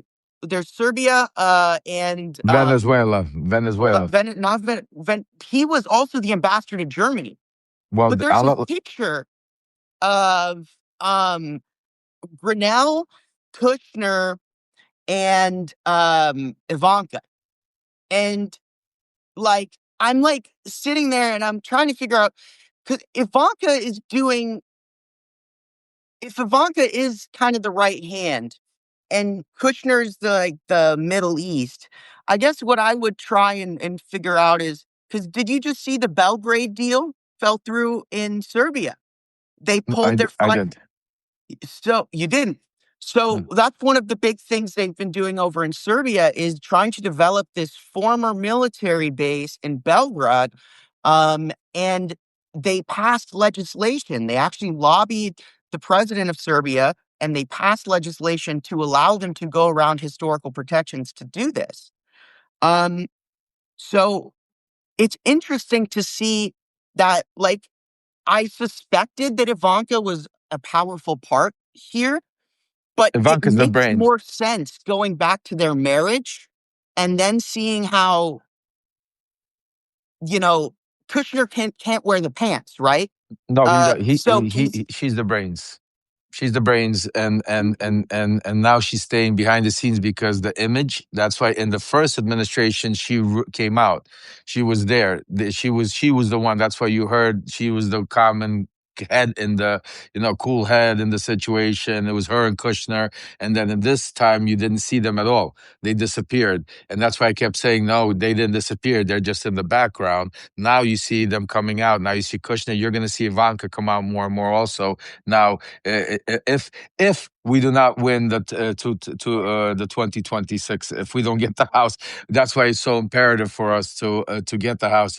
But we will go. We're going to dive into a lot of Kushner, a lot of stuff that's going on, because especially what's happening right now in Ukraine, especially with what they're planning on doing in the Middle East. Also, not only that, but things that they're working on here, with their oligarchy groups that they're trying to do other deals around the country, where like Venezuela, like Rick Grinnell. I'll give you, you bring it up, give you another quick story time with Levin, then we'll let Shane go and try to finish it. I gotta walk some dogs. Yeah, you got absolutely. So Rick Grinnell was, you're right, the ambassador of Germany. When we were dealing just our shadow diplomacy, we had an oligarch in Vienna that was supposed to be extradited to the United States. He was helping us with the Biden stuff and helping us with the Trump stuff. So I'll never forget one of Trump's lawyers, Victoria Tunzing, calling. We were waiting for the extradition paperwork to come in, and so she called up because this oligarch paid $1 million to Rudy Giuliani and Victoria Tunzing to retain him. Paid me $200,000 to be the translator. Yeah, I mean, everything is out in the open to do this. But the reason why he paid $1 million to was because Rick Grinnell gave us the heads up if they were coming to extradite him, because they would have to go through the German embassy, because he was the lead point. So when the paperwork came in, I'll never forget Grinnell calling up Tunzing saying they're going to extradite him in 48 hours, and then Tunzing calling Bill Barr saying that can't happen. And for those of you that don't know what transpired, this oligarch just got released through the Trump administration. He is no longer on extradition. It's nowhere nobody talks about, but you could look into that also, Shane. His name is Dmitry Firtash, and take a look at that story. So yeah, there's How do you spell his last name, Lev? Firtash, Dmitry Firtash. Yeah, that was your guy. That was your point guy in Ukraine, right? Yeah. He's Putin's, right. I mean, he's the biggest oil and gas distributor. He controls 30% of oil and gas all over Eastern Europe. So yeah, you could say that. Wow. Very interesting. So take a look at that. There's a lot more we're gonna break up. Shane, thanks so much for joining us. Thanks, Shaner. Thank you guys for having me. It was absolutely good to be here. Everybody, make sure go give Shane a follow. Real independent journalism. We're gonna do some stuff this week about Kushner. I'm so happy that you're digging into him, because I have a lot of stuff you can help me also connect some of the dots, so that we'll come to you and we'll connect the dots to you guys about that. Shane, have a great day, my brother. Hey, thank you guys. Thanks, pal. I will Great to see you guys all later. Bye-bye. You betcha. Bye-bye. Shane Urak, one of the true ones, one of the good ones. Him, Nick, everybody we've had, Ellie, Zev, everybody today. They all share something in common, is that they would rather write the truth. They'd rather share the truth. They'd rather get to the bottom of it than whitewash it or look for subs or look for clicks. That's why we're here. We don't give a shit about any of that stuff. That is the purpose of Coffee and Tea with Lev and Dean. We're building a community. We're helping others. We're amplifying voices, and we're doing it for the right reasons, because we're here for that reason. We are you. We've said that time and time again. Really important to hit that Chiron at the top. Give Zev and Lev a paid sub right at the top. Hit that today. If you can, I'd really appreciate it. We all would. Keeps us moving forward. It keeps us in your life. Keeps us talking. This format we both love. And I want to encourage everybody to take part in this. It's a special Saturday thing that we do for paid subscribers, where we talk to you. We bring you up. You rant. You rave. We help you connect dots. You help us connect dots. You ask the question. You drive this entire hour to 2 hours. And we've got thousands of people watching now, because people like Lev take time out of their day to say, hey, guys, I'm here for you because I am you. We want to save democracy. That's the importance of Coffee and Tea with Lev and Dean. A couple very important things that I want everybody to do. I'm going to turn it over to Lev. We just watched your Voice of Ukraine partner literally get rolled by an what appears to be some kind of drone. He's out of the hospital. Actually, he's in hospital. He's watching now. His name's Alex. Everybody say hi to Alex Bolbier, Voice of Ukraine. We really need you to fill up that GoFundMe. We're going to post Please, that yeah. here for everybody. And I'll turn it over to you if you can, and then we can get to the media play, and then we'll say goodbye to everybody. But go ahead. Let's talk a little bit about Alex and what happened yesterday. Yeah, please.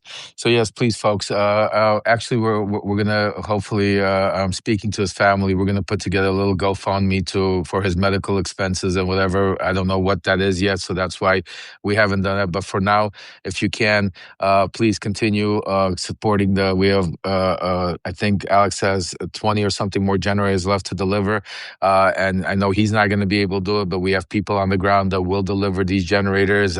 People need them, so please continue supporting the GoFundMe, so we could continue bringing light and bringing help to people in the Ukraine area. They need us more than ever now. After what's going to happen tomorrow, probably Ukraine is going to be more on their own. Today was a very overnight. Kiev got bombarded. The way Alex told me, Kiev was on fire. And this is pure terrorism. And the only way we'll be able to survive, beat dictatorship, authoritarianship, is if we unite together. And I know it's difficult. There's so many different places. Everybody's asking for money. A lot of people need it. And I understand it. And I'll just tell you this much. Whatever you can, no pressure, because I don't want anybody to feel that I'm pressuring you to do something because you have to know. No pressure. If you can, if God gave you the opportunity and you're fortunate enough that you're able to share, would be a good cause to be able to help the people of Ukraine. So we'll share the GoFundMe. If any of you have it, put it in the message. I'll put a letter for those of you who are joining late. Me and Dean will put this out later also, and we'll put the GoFundMe and the links there to be able to continue supporting Ukraine. Yeah, thank you. Well said.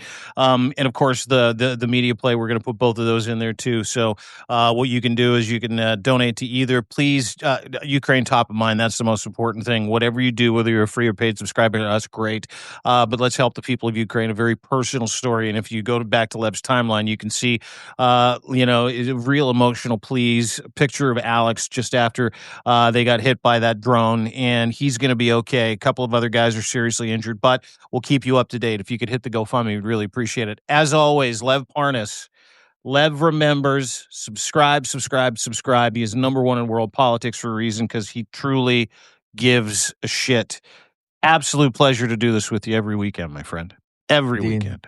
Dean, God bless you, my brother. I love you, and thank you for fighting the good fight, being one of the people that really wants truth and transparency, and that's what we. And I hope you guys really. The show was for you today. I wanted to make sure and I apologize in advance if earlier in the week I was maybe a little bit aggressive, emotional, but I think all of you are parents and can understand as a parent when you see somebody trying to take advantage of your son or your daughter. You just that's something, especially in my life, you don't do. But otherwise, putting all the emotions aside, I want it clear-headed for everybody to understand. We are on a mission. This platform that we built here on Substack, that we keep talking about unity, is about getting out the truth. It's not about building another CNN. It's not about building another. I don't want to see Substack turned into another X. We don't need echo chambers. We don't need people just give the same opinions and turn us into, because that's what cults are all about. Because if you listen to one side or the other and you don't get the truth and the real stuff, you can't make the right decisions. So for those of you that want the truth, the transparency, and don't want just opinions, please continue subscribing to people like Dean, people like Ellie, people like Zev, people like Shane, and hopefully myself, because the only reason I want to build this platform bigger than anything is so we could be more powerful than them all, because our information, we're risking our lives to be able to bring you this, because some of my sources, I can't even tell you, I don't know how much longer they'll be in some of the positions they're in. I don't know how much longer we'll be able to do, the things that we're doing. So that's why, we need to take advantage of the opportunities that we have. And that's why sometimes I'm a little bit passionate about it, but I just want to know, because it's for each and every one of you. Because, when you subscribe, when you become a paid subscriber, I read your messages, I read your DMs. You know, you make me cry when I see some of the people saying, Lev, I'm waiting for my social security check to be able to pay this month. Lev, I just donated to Alex. I didn't donate to someone, but I donated to Alex. Or Lev, I want to make sure that I listen to stuff, but I don't know I'm subscribed to, and I'm trying to save up to $8. My heart breaks because, honestly, I wish I could do this for free. I wish in reality that that there was some, billionaire or corporate media sponsor that came and said, here, Lev, let me give you what's it called, so you could just go there. So, because I don't want the paywalls, I don't want this stuff. I want to be able to give it. But unfortunately, we have families. We have to eat. We have to live. We have to survive. And that is why, we keep asking you to become paid subscribers, to follow us, to do, share this all over the place, to be able so we could do this full time. Because right now, there's nothing more important than to save our democracy, folks. So God bless each and every one of you. Thank you for joining us and spending these 2 hours on a Saturday with Lev and Dean. I hope we answered a lot of your questions. I apologize if a lot of you didn't get your questions answered, didn't get up. We're trying to fine tune as much so we could get, because the show is for you, to get more of you up and more of you, and we will do it.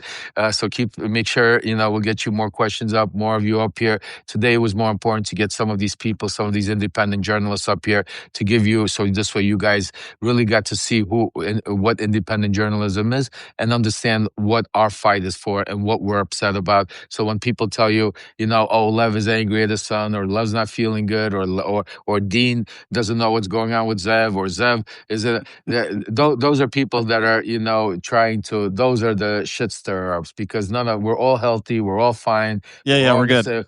We're all good. We all understand. We all, and we all want one thing. We all want the truth. So, guys, I wish you guys a happy holidays, whatever holiday you're celebrating. We will definitely see you before the New Year. So I'm not going to say it because we have a lot of going on.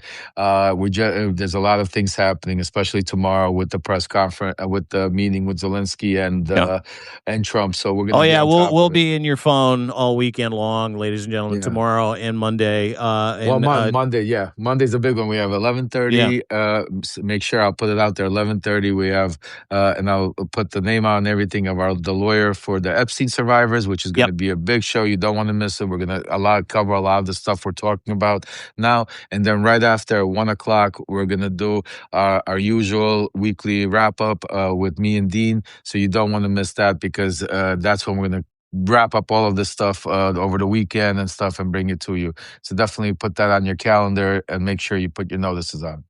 Buddy, as always, love you. Thanks for having coffee and tea with me today. Take care. Thank you, everybody. I hope you enjoyed it. Have a Bye, great guys. day.